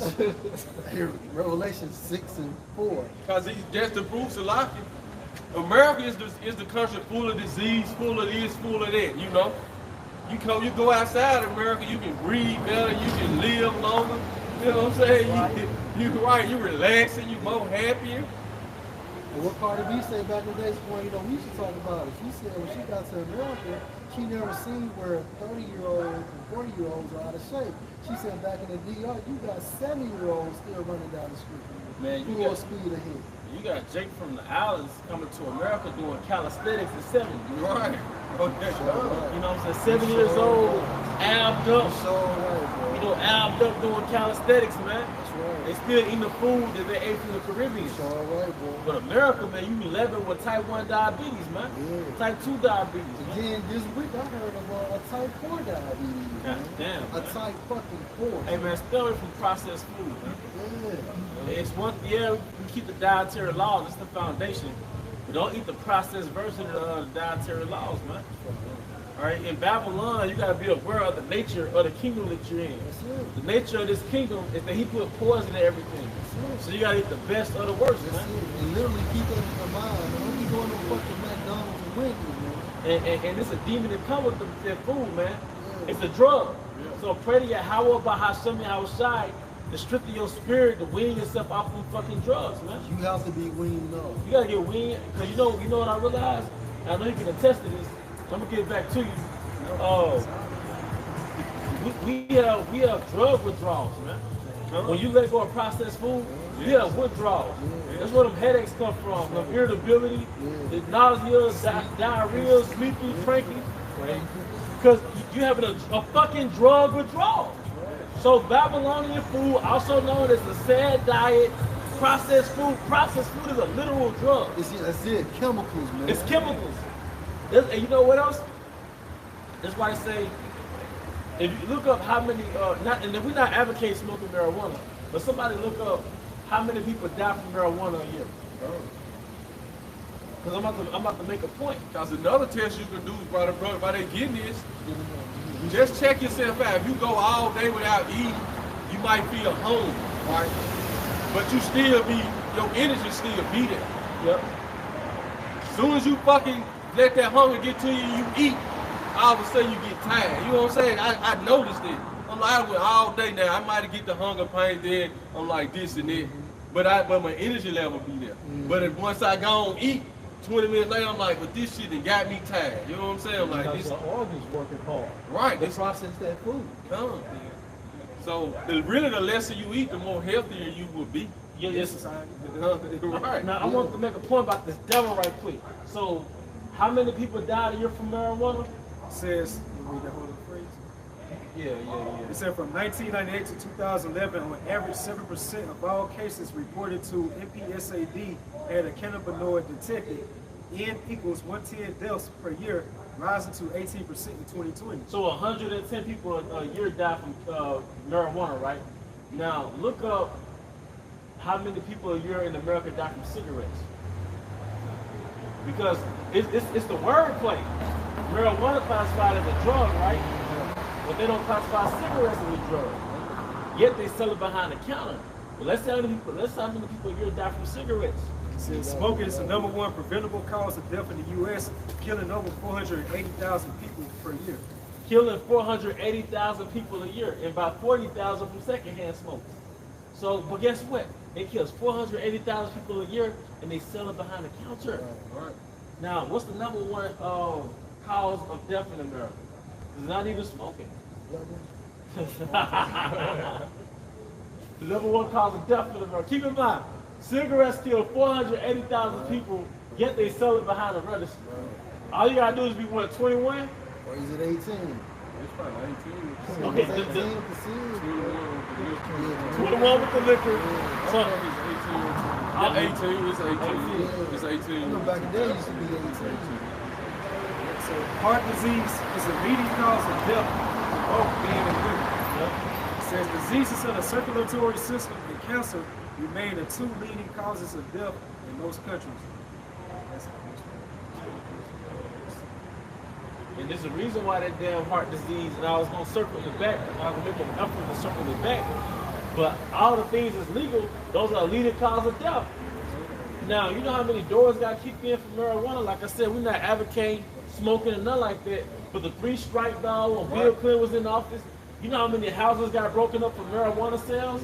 Because Jake was selling marijuana, but the Esau wasn't getting taxes off that shit. See, can't not one nigga or Jake compete with Esau when it comes to Newports, Coons. You can't outdo his shit because he already got that, you know. But with marijuana, Jake was growing it, selling it, whatever. So that's why you went to prison for marijuana, but nobody goes to prison for cigarettes. When it kills 480,000 people a year. And the number one, and that's not even the number one cause of death. The number one cause of death in America is processed food. That's why the number one cause of death is what? Heart disease. What the fuck causes heart disease? Clogged up arteries for that processed food. You ever cook? Because most of us grew up low income. So what we had, that $2 a pound beef, right? Right, but what happens when the stove cools out and you get done cooking? What happens to that grease when you get done cooking? It solidifies. So it get thick in the pan. When that skillet get, I rewrote it. But when you turn that skillet off and the eye get cool, and you still got that skillet, because we Jake, you even up and watching that skillet. That skillet sit on that stove and that skillet get cool. What happened to that damn grease? Or your mama poured that Crisco in a cup. Then you go back to that cup. What happened to that damn grease? So what in the hell do you think is happening in your arteries? That's what caused the heart disease. This man's food, man. And it's not a fucking food, it's a drug. That's why it can sit on the shelf. Like I was talking to Uncle Eli over the Man Grill. I was like, what's up with this bread? Because in America, nobody eats bread, but where you from, everybody eats bread. He was like, well, we make it from scratch, and it's real ingredients. He said, if it lasts more than 3 days, it's no good. He said, the bread can sit on the shelf more than 3 days, it's no good. Now, 90% of the bread you see, it sits on the shelf. A week and a half, 2 weeks. When we was little, the bread in your refrigerator molded. You never see bread mold now. So what happens, that stuff gets stuck in your digestion tract. It don't break down, so everything else you eat after that, it rots. And that's the reason why niggas walk around with these big ass stones. Yep. You got pancreatic cancer. That's right. Which means the liver can't process it, which is the filter of the body. So all those toxins are in you. The cholesterol goes up, the blood pressure goes up. So it's just like pulling grease down the drain of your sink.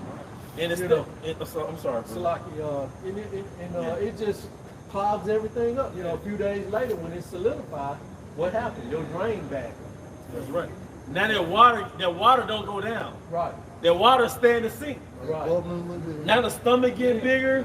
Now you tired walking up the stairs. You irate. This man poison food. And you only 25 years old. And you only can't get on heart pounding when you go upstairs, huh? That's an ED. Erectile dysfunction before you 40, 30. You know? Because when your stomach be big like that, that's nothing but waste from all over the years. That's Right. all it is. Just backed up waste. Hey, I want to get a scripture in between us speaking. You know, keep that spirit flowing. But you see that shit? Yeah. Like 100 people a year die from weed. Right. Versus 480,000 people from cigarettes. But you can pull cigarettes from behind the counter. Cigarette. You know, I'm just thinking about, like, what about the Jakes who got locked up for weed, you know, they were selling it. Now it's legal. Now it's Now you legal. got dispensary there, right? Man, they pretty guys, man. Pretty guys. That's messed up. What's messed up, man? Hey, I got one this morning. 1 Samuel 30 and 10. But David pursued he and 400 men for 200 abode behind, which were so faint that they could not go over the brook Besor. And they found an Egyptian in the field and brought him to David and gave him bread, and he did eat, and he made him drink water. And they gave him a piece of a cake of figs and 2 clusters of raisins. And when he had eaten, his spirit came again to him, for he had eaten no bread nor drunk any water 3 days and 3 nights. And the reason I brought that up, because like Zafar and y'all said, when you eat food in this day and time, you get tired. you get sluggish. Yeah. But when King David gave that Egyptian food, they said his spirit was restored. Now, when you go into the term restaurant, it means what? To restore. So anytime you go to a restaurant, by default, you're supposed to leave that table energized. But when you leave that table now, what do you want to do? You want to put your head down at that table or go home and go straight to sleep. And you know what? When I was growing up, we were going to say go to corral, or you might go to like a wedding reception. Yeah. And Jacob be so inconsiderate. They'll get food and they'll get double plates, not even considering the people behind them in line.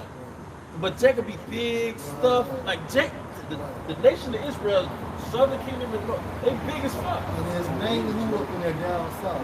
Jake, yeah. Golden Corral. Yep. You see Edomites, you know what I'm saying, walking around like you used to. You're right, bro. But like, if you look at the MSG experiments with the lab rats, if you look at the MSG experiment with the lab rats, the rat kept going back to the MSG.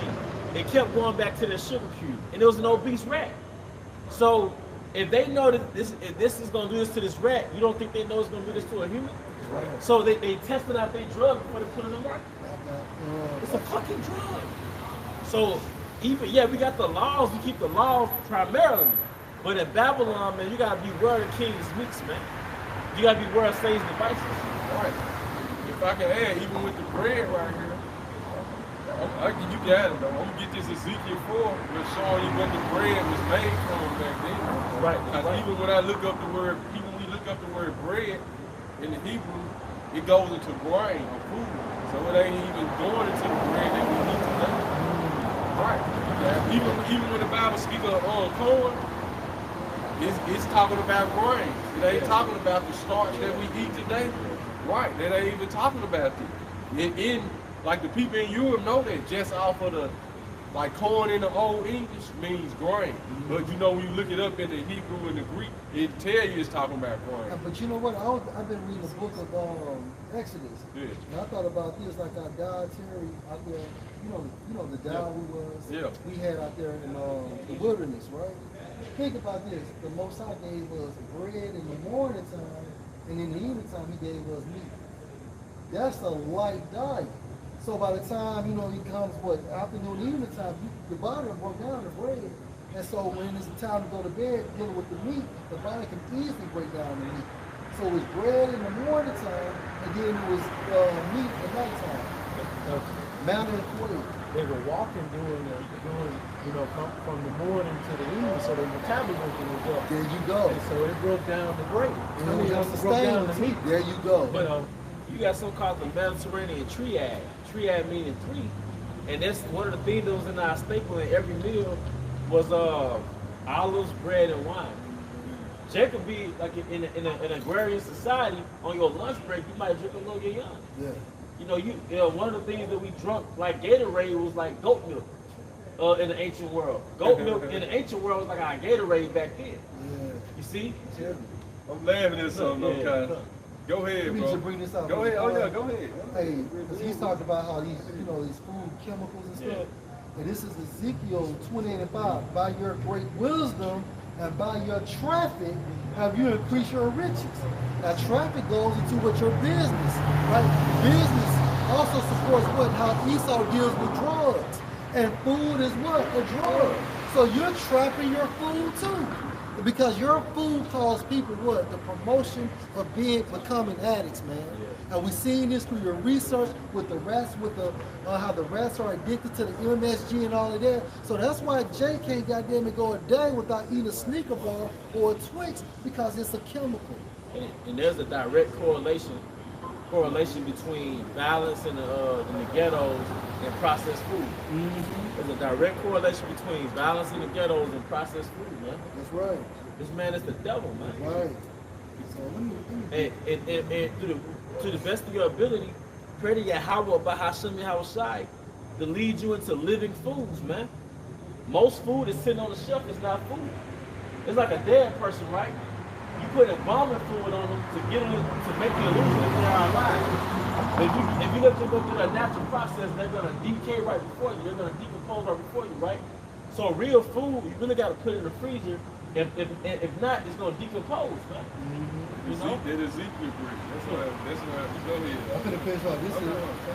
This is back in Ezekiel 28 and verse 5. By your great wisdom and by your traffic have you increased your riches, and your mind is lifted up because of your riches. Like you said, you traffic food. Traffic, yeah. Like what the hell is a tweak? When you look at certain things, when you look at certain foods, you ask yourself, what tree did that grow on? Right. What roots was that pulled from? Right. Skittles taste the rainbow. Yeah, Starburst. And that hindsight is what you got. Yes. All those colors. Yes. It's sent out from here. It's sent out city. Yeah. It's a vibration. And then we're children. Right. Yeah. You know, we were children. Right. And then like because what really makes a drug a drug? You take something that comes from the earth and you isolate one aspect of one chemical. Even with your cigarettes, tobacco come natural. Yeah. And now you done put your nicotine in, and whatever other chemicals you got in, now you can turn it to a fruit. Cocaine. Right. The coca leaf. Coca leaf. Right. And then you take that coca leaf and then you process it, now it's cocaine, right? Right. And you take that cocaine and concentrate it, now it's crack. Now it overstimulates your dopamine.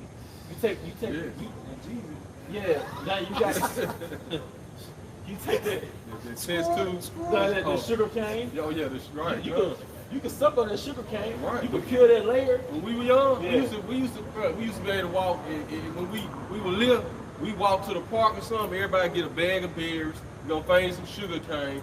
Right. We play all day though. None of that grow no more. You can't go to the park. You can't go to the golf course now. And everybody get beers. Ain't no beers. Right. Everybody had blackberry, like the blackberry. One of them little grocery bags. The second.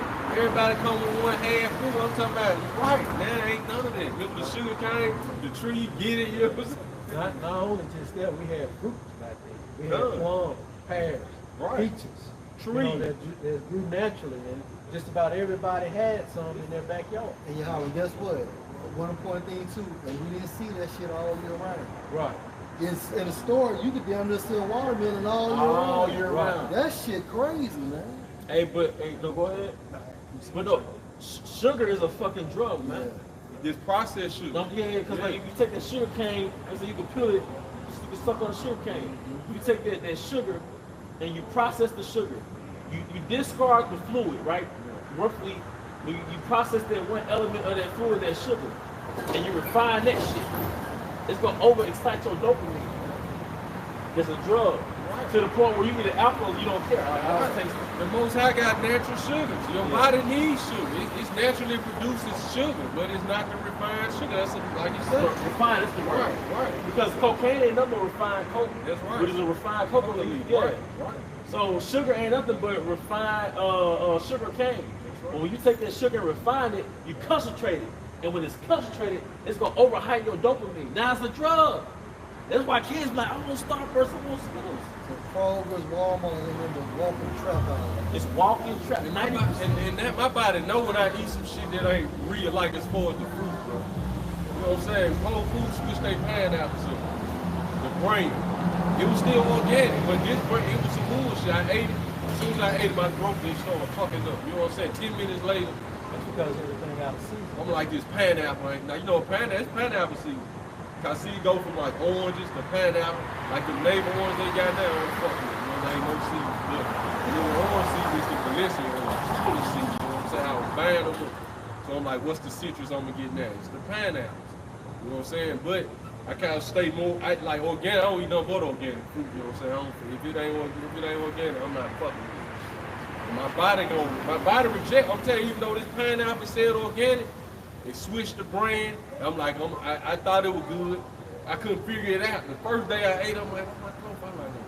And I ate it again. I just waited a day. I ate them. I'm like, that's them pineapples they swiped. Threw that shit away. They got the brand back. It's back to normal. Your body gonna let you know though. Your body will let you know when you drinking, when you eat some bullshit. Just like mucus might come up. Right, Feel it. right. You gotta spit it out. Right. You know? That's why, and it really tell you after you detox. You know, like now that you got a clean system. Yeah, right. So when you put some foreign in it, your body gonna rebel. You might got, you know what I'm saying? But if you never detox, you might not know. gotta go on that detox. So like I was just gonna say, that's why we should drink lemon and lime water every morning, because that removes the mucus out of our body. That's heavy. When you use the restroom. Right. They say, I think Dr. Reese Lockman, that Vegemite doctor, man, I think he squeezes the lemon in his coconut water. Because of that coconut water do, first thing in the morning you drink it, it basically lubricate your digestive tract to facilitate a bowel movement. Because the way our body's working, what they don't tell you is that overnight your body restoring itself, and it's a cleanup crew. Right. But then when you wake up, the cleanup crew is supposed to empty out the trash. You assist your cleanup crew. And what happens is you're supposed to give your first meal of the day is supposed to be fruit that's high in moisture and fiber, because that moisture and fiber is going to facilitate that bowel movement. You're supposed to have a bowel movement from what your body was doing overnight. So what they inculcated us to do is put meat and bread in our body first thing in the morning. So now you stopped up. Right. So now you're not taking a competent bowel movement, man. All right, so go ahead, bro. No, so like you said, when you do that with the coconut and the lime, that's really breaking your fast. Yeah. You know, breakfast. Break fast. You know. But I got a guy by here. His name was Edward Bernays, and he was called "Why the American Breakfast is a Scam." He says the man in this photo is named Edward Bernays, but commonly referred to as the father of propaganda. He is the reason why Americans eat a heavy breakfast full of meat. And it says it's not about health; it's about money. In the 1920s, the meat. What's that dude name? Edward Bernays.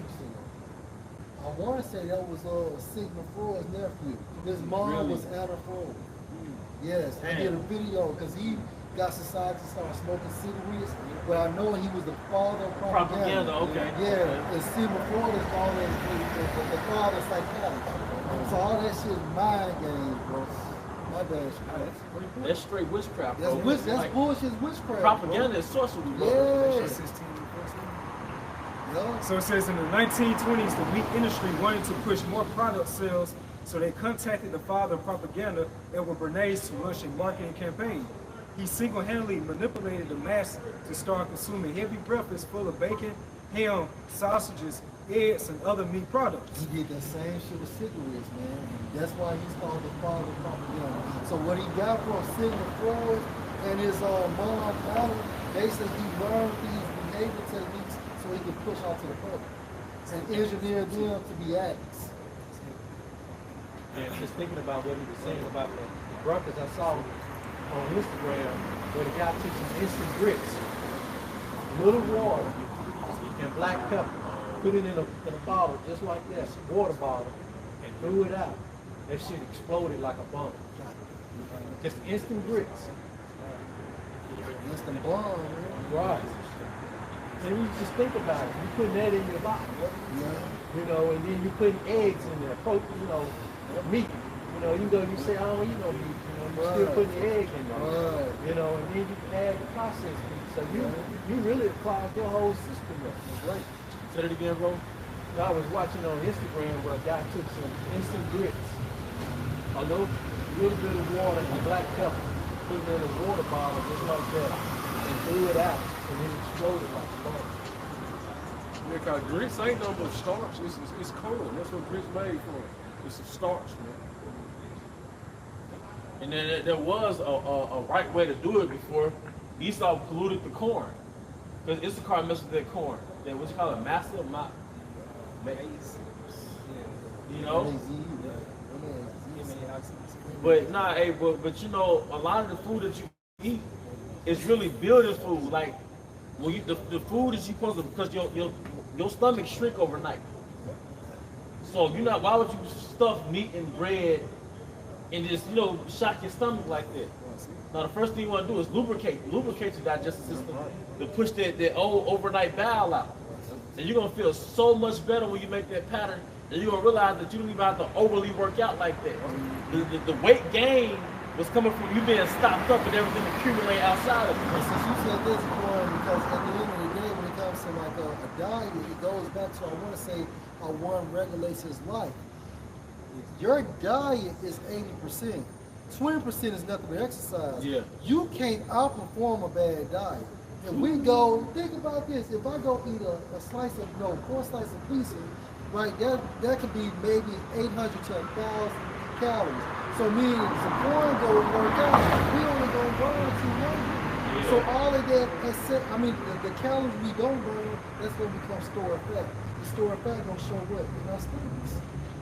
So you cannot outperform a bad diet. You gotta work your ass off to burn 200 calories. You got to, bro. Just burn 200. So it says, before Edward Bernays' marketing campaign, a very light breakfast was the American standard. In order to produce more meat sales, he simply had to convince people to eat more. And that's why the scripture says you are the order of lies, man. Your position holds no value. So the breakfast thing was nothing but a scheme to get Esau more money in his pockets. That's all it was. Mass produced. And also, this the same nigga that promoted cigarette smoking. But then when his wife got hooked on it, he had a problem with it. Like I said, like mass produced, and the word mass goes into depth. Yeah. Well, like that article, that young lady that you brought out from that young lady, you destroyed the natural order of things. Waking up in the morning, eating meat, bread, and it's processed meat, processed bread. You know, cheap ass Sunny Delight. What the fuck is Sunny Delight, man? Right, early. It's a drug. My grandma used to drink that shit in a big ass cup. Jay still drink that brand new. Right, cause Esau's system made to where that's why he like his steak bloody. He got some in his system where it can break the shit down, but we don't. You know what I'm saying? Our whole inside made different. He hit that canine. Like just He does stuff. It's more. Hit the acid.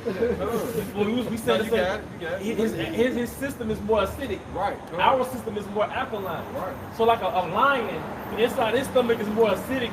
And like it can eat a whole fucking animal. Yeah. So Esau's system, that's why it doesn't kill That's why him. he known as the beast. He's the beast. Yeah. That's why it doesn't kill Esau. Right. It rates that it's killing us. No, that's right. 80% of our diet is supposed to be plant-based. Right. 70, 80, you know. Right. It's supposed to, meat was always complementary. That's right. Meat was complementary in the ancient world. Well, man. and then we started eating meat when? After the fall. After the flood. After the flood, then the Most High said, okay, you can eat this meat, that meat, you know. But even then, you have to be of nobility to eat meat every day. That's right. Because that's meat. Real meat is a sign of status. What the small heads did, they gave us an illusion that we was eating meat every day. So you eat processed bullshit every day. That's right.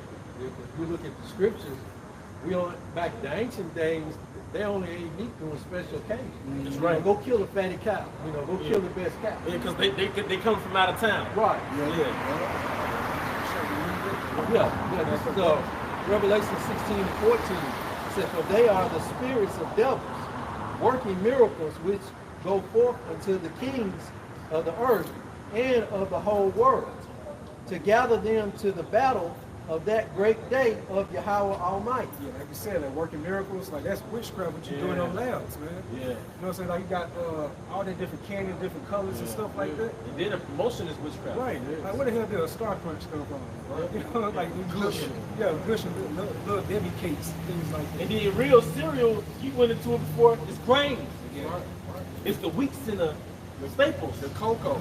Yeah. You got the sweet cocoa in the morning. That goes back into the cocoa. The dark chocolate, you know what I'm saying? Yeah. That's what it goes back They into. cap me out, man. Right, the cocoa, the cacao, like you said, right? 100% cacao, what it do? Straight to the brain, Yeah. give you all the antioxidants. You know what I'm saying? Because that's what it goes back to. Because they got some cacaos where you put in water and let it milk. You know, right? That's where the whole dark chocolate come from. I mean, the whole cocoa come from. Now Esau, he's attacking it. The brothers in Dallas, they brought out how they put like roach legs and stuff like that inside the dark chocolate. Yeah, cause you're right. Now, I'm glad you said it. The bread I used to get from Walmart, I say organic, but that shit is fucking with my throat. I'm cutting it out. I knew it. Every time I eat this, go here, right? And like I said too, in the cereal, it was marketed towards the teens because they wanted to bring the males testosterone back. Yeah. This shit's a sub. It says, Edward Bernays made bacon, ham, and eggs the all-American breakfast, convinced women to smoke cigarettes, persuaded Americans to believe that fluoride is safe, and even worked on government propaganda. Right, and see, and that shows you how these people study your spirit and then they perfect something. But what they do is they use behavior modification to get you to lead your lifestyle on their behavior modification. right. That's all they do. You know how the body works. All these different food, what does it do? It clogs up the pineal gland. Yeah. You know, it clogs up your whole thought process. And he said this, those who manipulate the organized habits and opinions of the masses constitute an invisible government, which is the true ruling power of our country. So he was working for the elite. Yeah, nothing but another think tank. So we saw evil. And he's all for their agenda for a combination. Instead of Ezekiel 4:9 going back into the bread, this is what we made our bread for, you know, in the ancient time. Not from all this the bread we saw giving us today. I say, take this where the Ezekiel bread come from in the store. They have the scripture on there, Ezekiel 4:9. And like I said, it come out the freezer. That bread has to be kept in the freezer. It's living, it's alive. Come. Something that's dead, you can put it on the shelf.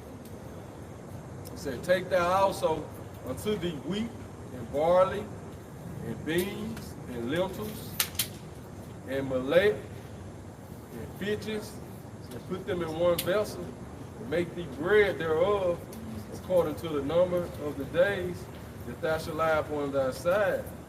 390 days shalt thou eat thereof. But I'm gonna look that word beans up right here.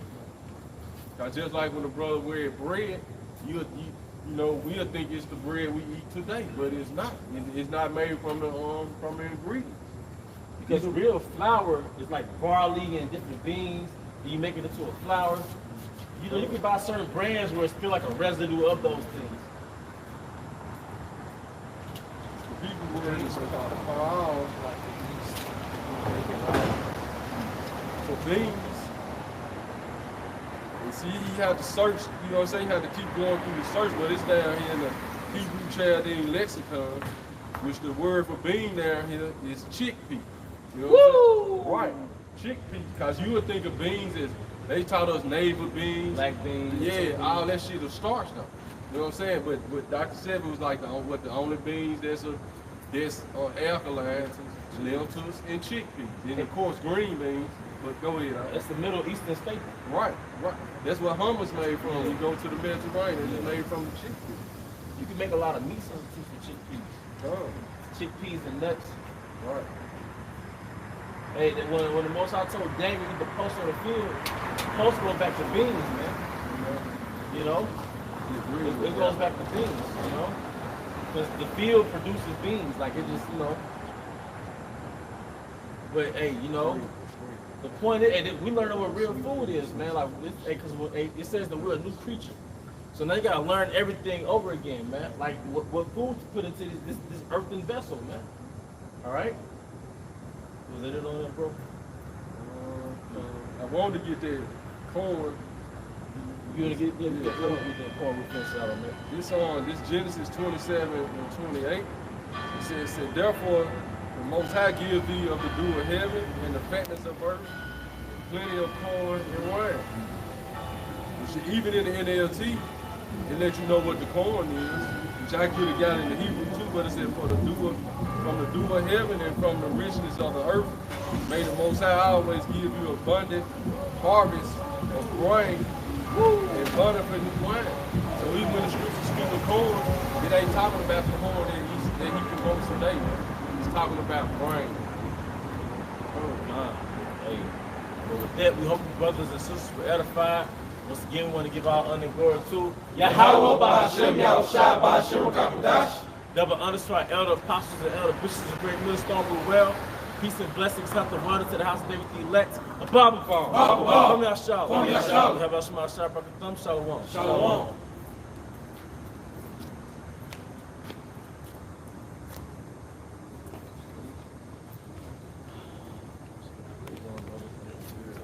Hey, anybody got